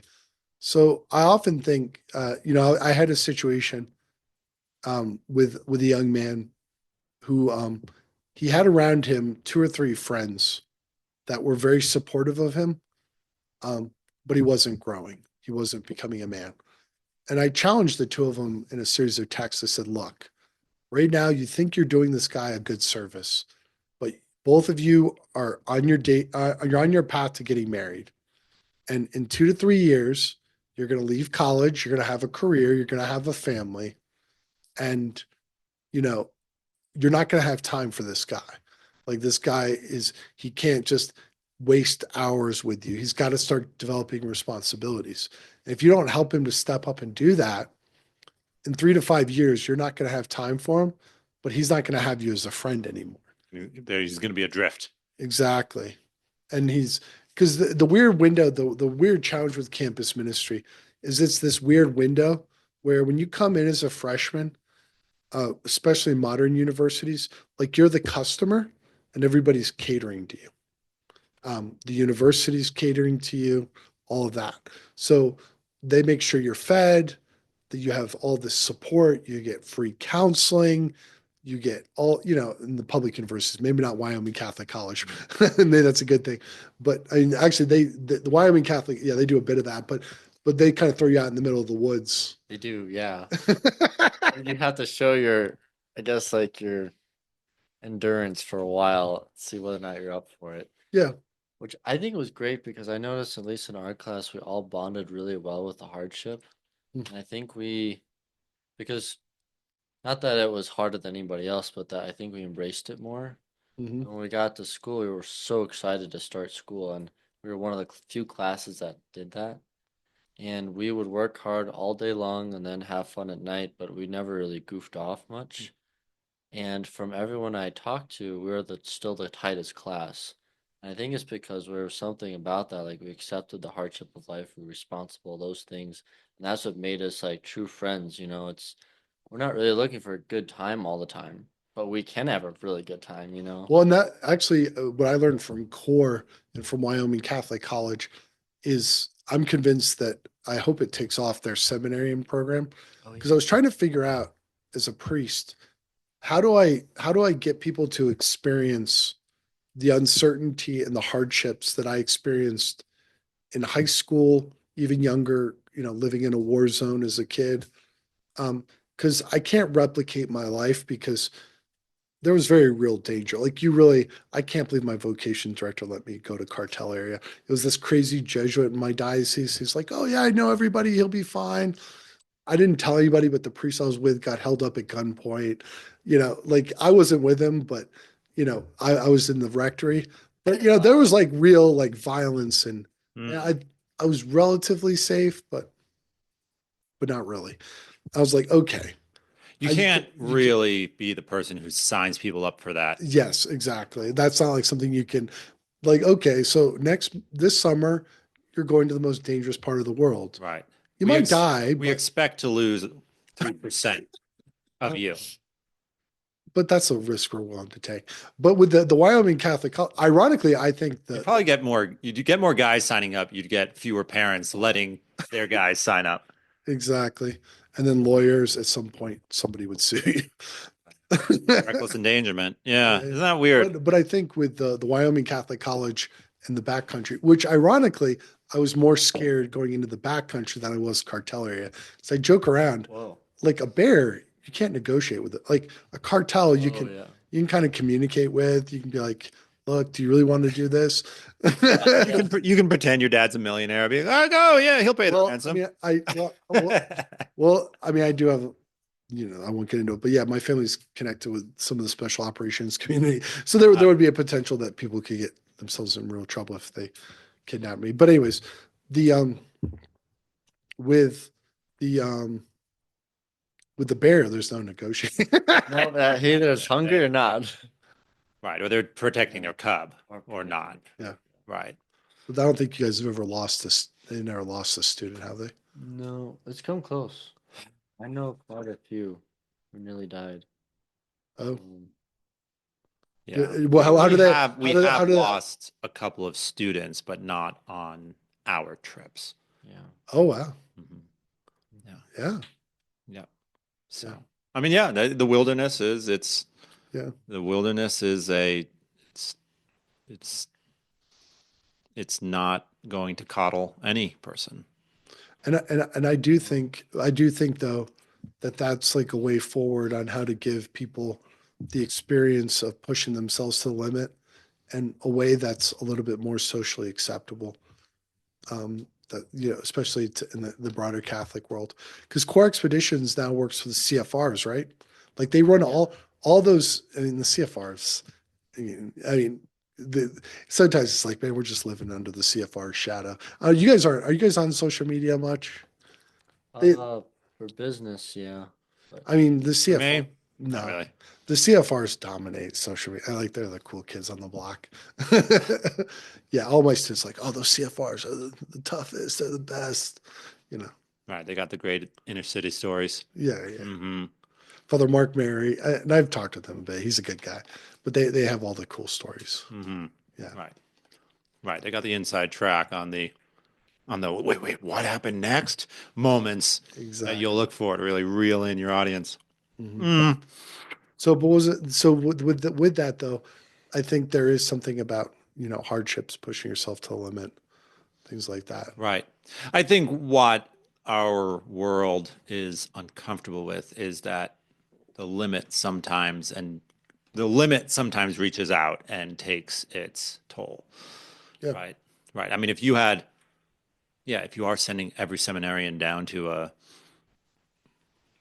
area that's part of a gang war, like some of them won't come back. And I think that idea is unacceptable in many American minds. I remember talking to a missionary who had been in Africa, I think for about 3 years.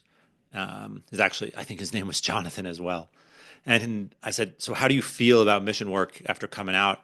And he said, honestly, I'm kind of burned out on it, because he said, it really ended up bothering me that there is a double standard. He said, we go into these mission areas, we really want to join in the lives of these people, but if I get hurt, someone's going to send a helicopter for me. Somebody's going to. And yeah, my parents, my friends, my superiors, whoever it is, yeah, they should send a helicopter, right? Of course they have to send a helicopter for me.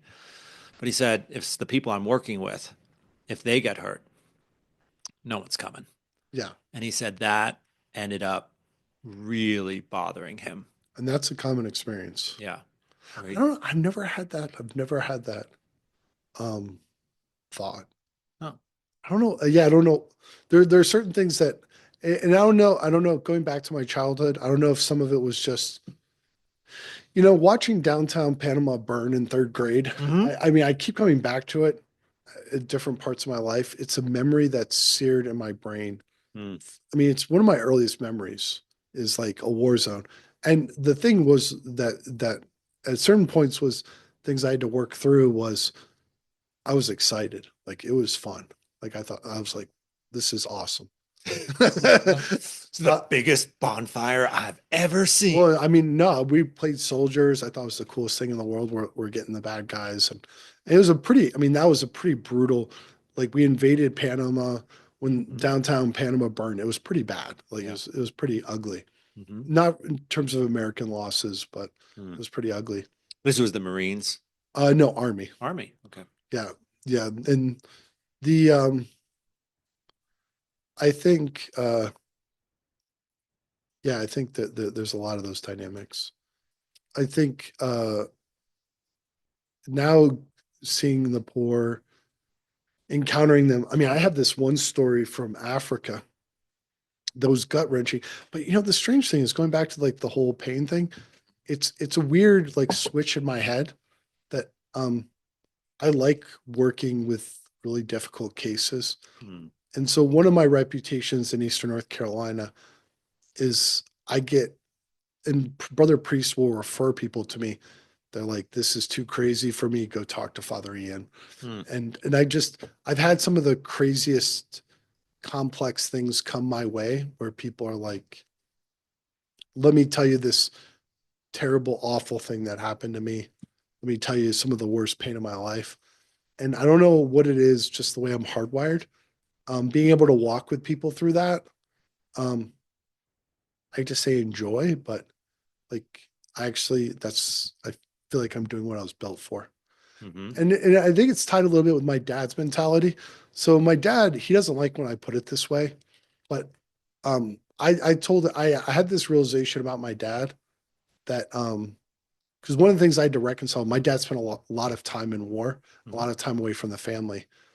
And it finally clicked in my head, and we've had a lot of good conversations the last couple of years. He really liked war. Like he liked deployments. And he's like, Ian, don't say I liked war. That sounds terrible. Like I don't like hurting people. I don't like killing people. That's not but he liked the sense of mission. Where was he? He's Iraq 1, Iraq 2, Okay. Panama invasion, did a year in Saudi Arabia, Afghanistan maybe twice. Mm. He was involved. He was down with Hurricane Katrina. Yep. General Honore he was in yeah, and he did a lot of stuff as enlisted, and they did as an officer, Mm. and he joined the infantry to be closest to the action. Mm-hmm. So, and I don't even know. Like, I don't even know if that's something you can teach people. Like, it's just like a switch that some people have. Like some people, there's a switch that's turned on or off, however you want to view it. That it's a quiet satisfaction to be back in The worst the difficult, grip. yeah, the worst difficult situations. And I feel yeah, this is where I want to be. Where else would I be? exactly, Like grilling? exactly. And I think me and my dad share this with priesthood, which is sometimes in priesthood in any career, you want the best possible situation. So a priest is like, I want a parish that is most like the way I am. And I've served most of my assignments. ECU is now at the place where I would recommend like for families to send their kids there. Hmm. But when I started at ECU, it was not a good campus ministry. Mm-hmm. I mean, I liked the students very dearly. They were nice people. I enjoyed their company, but they were very far from the Lord when I first came there. Mm-hmm. And I've had a lot of assignments. I've been in situations where if I wasn't assigned there, I would have not chosen to live there.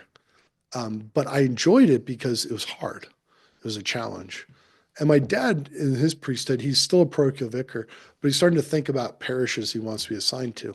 And I think the thing that he most looks forward to, that we all kind of share in my family, he likes the idea of going to a struggling parish that's dying and see if he can revive it. Mm-hmm. See if he can take something that needs a lot of work, Mm-hmm. that's in a bad place, and make it better. Mm-hmm. And I don't think He's too old to be a military chaplain. Correct. Yeah. He's like 60 now. Right. He's still in pretty good shape, but yeah. Sure. When he had to have back surgery because he blew out his back from paratrooping and all that. That's the thing. That's what every guy that we've talked to who's done more than like 4 or 6 years in military service is like, yeah, it's a manual job.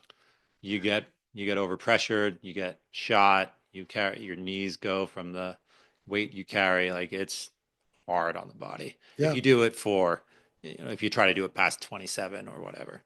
Well, and Even then, it's still curious, hard. But how many guys have you met that have done 4 to 6 years of deployments in war zones?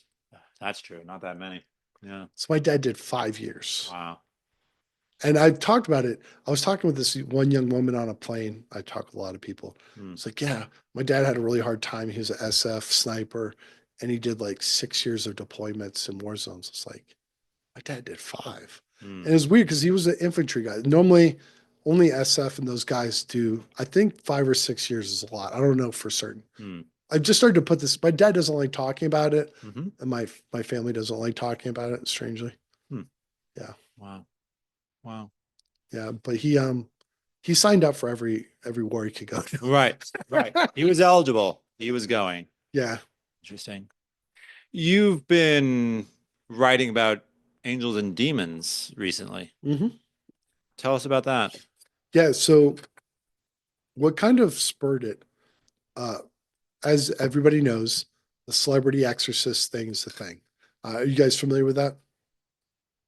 So creepy. Yeah. And sorry, the celebrity exorcist. Are you thinking of specific people? I don't want to. Well, so I mean, I'll say the or the sort of cultural fascination with exorcism. Well, let me flesh this out a little bit. I'm going to give people the benefit of the doubt, and then I'm going to move into where my thoughts developed on it. So there's like 4 or 5 guys that would qualify as celebrity exorcists. I think a lot of them, I want to assume good intentions on everybody's part. That and I know some of them I know like secondhand, and I think all of them have good intentions. I don't know how much they get feedback on what happens with some of their content. Some of them, actually, I think all of them are not really on social media, so they don't see what people are doing with the things that they produce, and not even the primary people that put it out, because I know some of them as well. And I don't want to name names, but the thing with the celebrity exorcist content is there's hey, here's some crazy demon stories. It normally goes something like this. Here's some crazy demon stories. Here are things that I've learned from this. Here's how you can protect yourself. But you hook them with the crazy demon stories. Yeah. Well, and even then, how do you protect yourself? It starts to get a little bit problematic. And I get into this in my books and the talk. I'm going to be giving a talk tomorrow on this, Angels and Demon Talk at Wyoming. And first of all, some people, angels and demons are involved with everything all the time. So it's not, so some people, they're like, okay, I'm going to do this novena. I'm going to do this devotion, and I'm not going to have to deal with the demons ever again. It's like, well, maybe a slightly unrealistic expectation. Then the other thing I saw that I've seen a lot of people do is they start binge watching this content. And so they're not practicing mental prayer. They're not reading the Bible. And some of the things that are claimed are just not particularly helpful. So when I developed this talk was everybody's interested in this. Everybody wants to talk about it. So from a content creation side, that's normally a good space to operate. But in sincerity, I was like, I want to make sure that the people under my care and my circle of influence focus more on the things that I want them to focus on and less on the things that are secondary. So my goals are students, I want them doing daily meditation, Lectio Divina, reading the Bible, praying the rosary, going to confession, and then generally living a virtuous life. I've also had to deal with a lot of like mental health cases where it's I don't want to attribute it to the celebrity exorcist because they're not completely at fault. Going back to, how the demons work on us and the thought traps. When people have mental illnesses like schizophrenia, bipolar, they tend to latch on to various things. So like if we were in New York City, like the schizophrenics would be talking about the Matrix. That was like a big thing because I've worked with inner cities for, It becomes mimetic inside a certain group of people. Yes. And so within Catholic circles, if you're going to deal with somebody in a Catholic circle that has a mental illness and is not addressing it, they're going to latch on to like demon stuff. That's just because this is a way to channel their frustrations, their boundaries, their unhealthy inhibitions. Yeah, whatever it might be. Yeah, exactly. And then so anyways, my basic points, there's a few basic points. First of all, the angels are really important and I learned this as I started reading Aquinas on it. The angels are really important for contemplative spirituality, and this is missed. So connatural knowledge of higher things, is actually very similar to the way angels know things. So we have two parts to our nature. And St. Robert Bellarmine lays this out in his book, The Ascent of the Mind to God. We have part of our nature that we share with the animals, our instincts, our drives, our imagination. We have things that are proper to us as humans. And then we have part of our nature that we share with angels and demons. So when we start to attain to higher levels of holiness and contemplation, we start to act more like the angels. We start to know things more like the angels do. And that's intuitively and directly. And this gets at, gifts of prophecy, things like that. So, you're a little tired. Oh, sorry. No problem, man. I took a nap today, so that's the beauty of being a priest. All right. There's a flexibility to your day. But what was I going to say? So the angels, to know ourselves more, to know the angels, we learn something about ourselves. In the same way, to know animals, we learn something about ourselves. So we know something by the higher nature and by the lower. Sure. The other thing is that with demons, so Aquinas, he raised the question, do demons directly cause sin? Do they directly tempt us? Every sin come from the demons. And he says either directly or indirectly. So directly, they tempt us. Indirectly, they dispose us. So demons are always in the background. Now, like in terms of development, you don't want to talk about this with high schoolers or middle schoolers. Yeah, it's really, they don't really need to be thinking about this stuff. But when you start to get into college and older, it is helpful for a variety of reasons. But I also tell people, I don't recommend some random devotion or some esoteric practice. I tell people, pray your rosary, read your Bible, go to mass, go to confession, spend time before the Blessed Sacrament. That's what I really try to hammer in. Like, because people will be like, I was just reaching, should I have some special devotion to my guardian angel? Well, if you want to pray the prayer to your guardian angel, great. But like, I don't think you need to have some special devotion to these things. People name their guardian angel. You're not supposed to do that. Maybe it gets a little silly. Yeah, that too. You'd start talking to one of the voices in your head, thinking it's your guardian angel.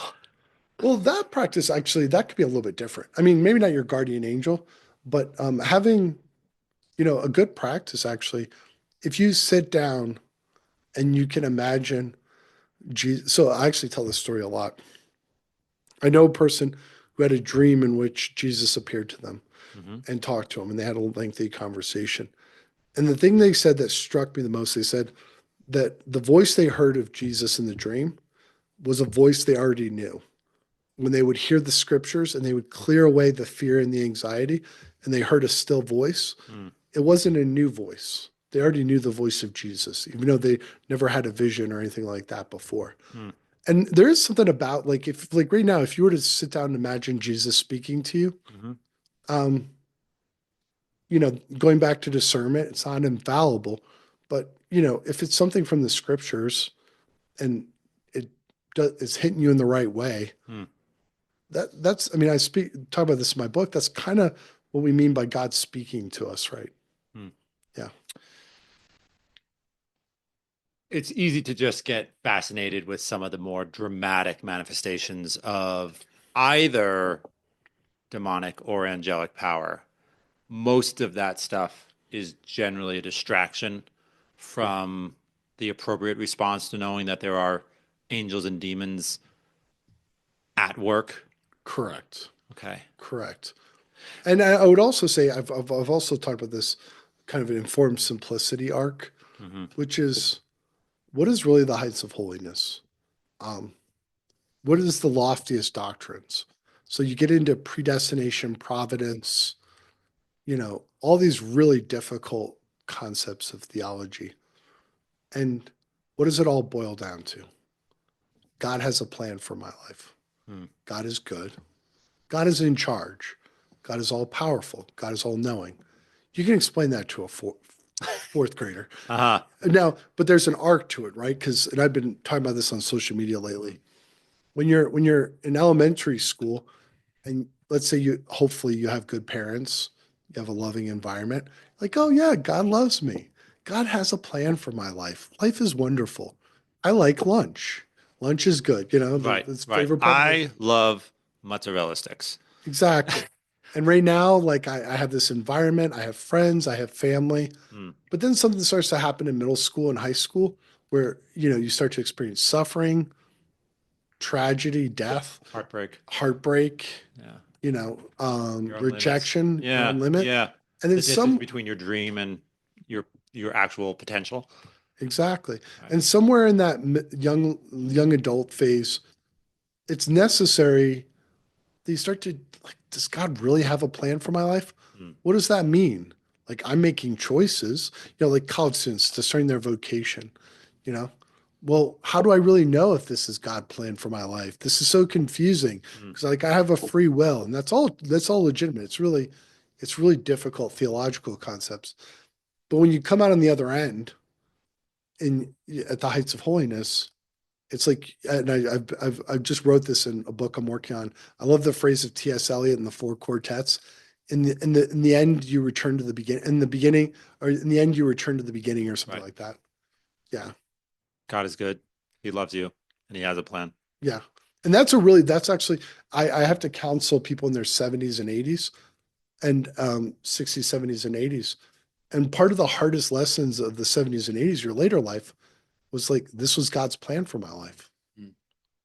Like this is The what. curtain is about to go down, Yes, and this is basically it. this is it. Yeah. And then it's like even the bad stuff, even the terrible stuff, I mean, because I deal with a lot of people that have had some pretty terrible lives, Sure, you know. sure. Yeah. Yeah. Illness, loss of children, disappointments in career. You're Yeah. like, this was God's plan. Yeah. Yeah. Um. Uh. I don't want to indulge in some of that speculation about the dramatic parts about demonic and angelic action, but this has happened to me often enough that I am curious about it. There have been a number of times when I've woken up in the middle of the night and felt as if there was the nearness of something evil. Yeah. And my response has usually been to just try to pray the Hail Mary until I go back to sleep. Is there anything more to be said about that sort of Well, thing? it's funny. I know Except to say, go like pray. it's funny. I know one person that I saw a full arc. They explained a full arc to their dreams in Mm, sleep. Was when they first started having like demon dreams, hmm they were really scared. They'd wake up, they were really scared. mm, And then after they had these dreams enough, demons in their dreams, then the next phase was they would start to pray in the dreams. mm, They would like close their eyes in the dream, they'd pray the rosary, things like that. hmm And that seemed to help. Okay. And then they found that they could defeat the demons in their dreams. Wow. And then towards the end, they went after the demons in their dreams. Right, right. So there was like Turned the tables. there was like a full arc, Yeah. you know. Yeah. Well, the irony is through grace, we're more powerful than demons. Sure. Yeah. Sure. Yeah. Yeah. C.S. Lewis, it seems to me, wrote that hideous strength and the Screw Tape Letters as well, with this very much in mind that there are angels and demons at work in our own world. Um, do By the way, even secular psychologists, like if you sat down with a secular psychologist and said, let's not call it a demon. Let's say there's this persistent negative voice in my head that I got to work against. mhm. There's this thought trap.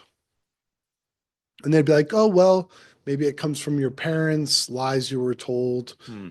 But it's really kind of clear that it's not who you are. It's like Mhm. this persistent negative voice in there. Yep. You don't have to necessarily call it a demon. Even for a secular psychologist, they would say, yeah, no, you got to fight against that. Sure. Right. Yeah. They recognize it as something subtractive Yeah, to who you should be. exactly. Yeah. And not something at the core of who you really are. Right. Right. Yeah, holding you back. Yeah. Huh. It's interesting. What are you excited about to be presenting to these students tomorrow? Um, I'll be curious. I mean, I'm debating how I'm going to do it. I'm just going to give a general talk on angels and demons. Hmm. I focus more on angels. So I Yeah. talk about so one of the big things some students are struggling with this today in class is that there's certain words we use for angels and we use for heaven that are not the same as how we experience them in the world. So movement, right? Uh, I move this cup, right? It's moving in time and space. When we say the angels move, it's not the same as this cup. It's a spiritual reality. It's actually closer to our thoughts, which Mhm. gets at the heights of prayer. Because Aquinas, Dionysius, and Bonaventure talk about the movements of the angels are similar to the movements in our mind when we're contemplating the truth and the divine things. And it's similar to the movements of heaven, which are Mhm. not movements of physical things in time and place. Mhm. So one of the real problems you have after Merton, are you familiar with Merton and Thomas Martin? yeah, Thomas Merton? The seven interior castles or something like that. Yeah, you really get an American spirituality from Merton onward. You really get almost what I would call a semi-quietist tendency. So, what is infused contemplation? What is the heights of holiness? It's kind of this. This is true. This is doctrine. Wordless, imageless, resting in the Lord. Okay. Merton makes it seem like it's like Zen Buddhism, that there's a strong connection. And a lot of people have really picked up on this in America, even some folks that really reject Merton.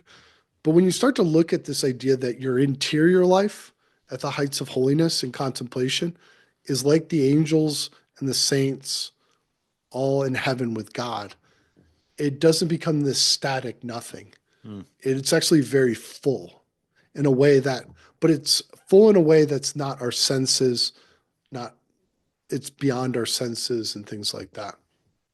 Bonaventure really, he does the best job of explaining this in his Journey of the Mind to God. Aquinas briefly summarizes it. John of the Cross and Teresa of Avila are less concerned with it. Teresa of Avila, she talks about that she doesn't know a lot of doctrine as much, and that's a longer conversation. John of the Cross is more concerned with the transitions into higher forms of prayer. He Mhm. doesn't describe them as much as Aquinas does and Bonaventure does, but they draw a lot on Dionysius as the three movements of the angels. And so there's other things, place. Heaven's a place, right? Aquinas deals with this, but it's not a place like a place in this world. And this is where all the atheists are like, oh, I went up to the space and there was no angels up there. Oh, ha ha, these silly theists. No, no. In the middle, from the way Aquinas put it, at the time of the Middle Ages, the stars in the sky, they did have a different view on the heavens, what they called them. And then they said the heavens of the heavens. They thought that the stars, the sun, the moon, all that were more fixed, that they were higher metaphysically, Yeah. but they still thought they were a part of creation. And that heaven, what we call now heaven, was metaphysically beyond created things. Right. And that's where the angels and the saints are, Sure. and things like that. So these higher forms of prayer are a foretaste of heaven. You've heard that a lot, but they're not static. It's not like being absorbed into the nothingness or whatever, because that's kind of the way sometimes people think about it.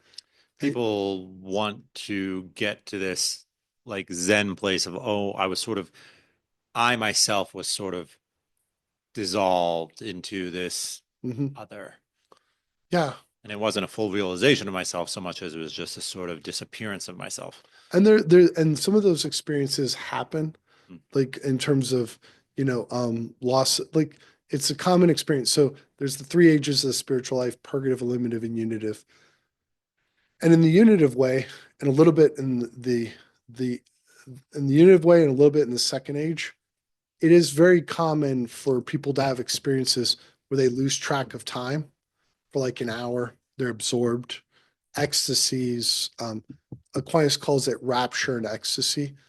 And there is a sense, like St. Paul talks about being rapt to the third heaven, where he experiences mysteries that are beyond the ability to explain. And Aquinas deals with this at length. In the Bible, he says, I know a man, but everybody after him knows that he's talking about himself. That's just the saints all, this is St. Paul's vision.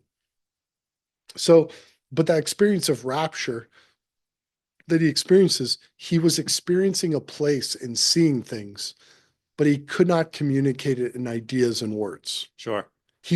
But it wasn't like a nothingness. Mm-hmm. And it was real. It was real. Yeah, right. But it was realer than our human language is real. Exactly. Right. Yeah. Right. It's like, well, I could maybe draw a cartoon of the sunset, but it's not going to really represent it. Exactly. Yeah. It would be that problem compounded many times, right? I can draw a sunset, but if you were there Mhm. and if you stretch that out, Mhm. yeah, interesting. Yeah, and Dionysius deals with this a lot. I'm really excited to talk with the students about. There's a new book that we were just talking about on X. Some of the people I follow that follow me, there's a new book. So for the last 60 years, maybe the last couple hundred years, Dionysius the Areopagite, his works, the celestial hierarchy, the ecclesial hierarchy, and the divine names, Aquinas treats them as being authoritative. Yeah. But the what was I going to say?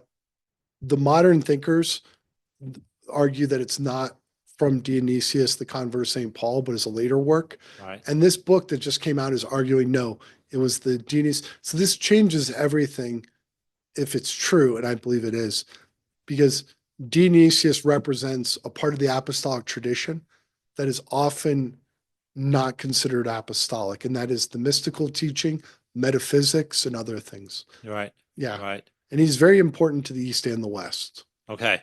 Yeah. So in that way, he's sort of a bridge figure. Yeah.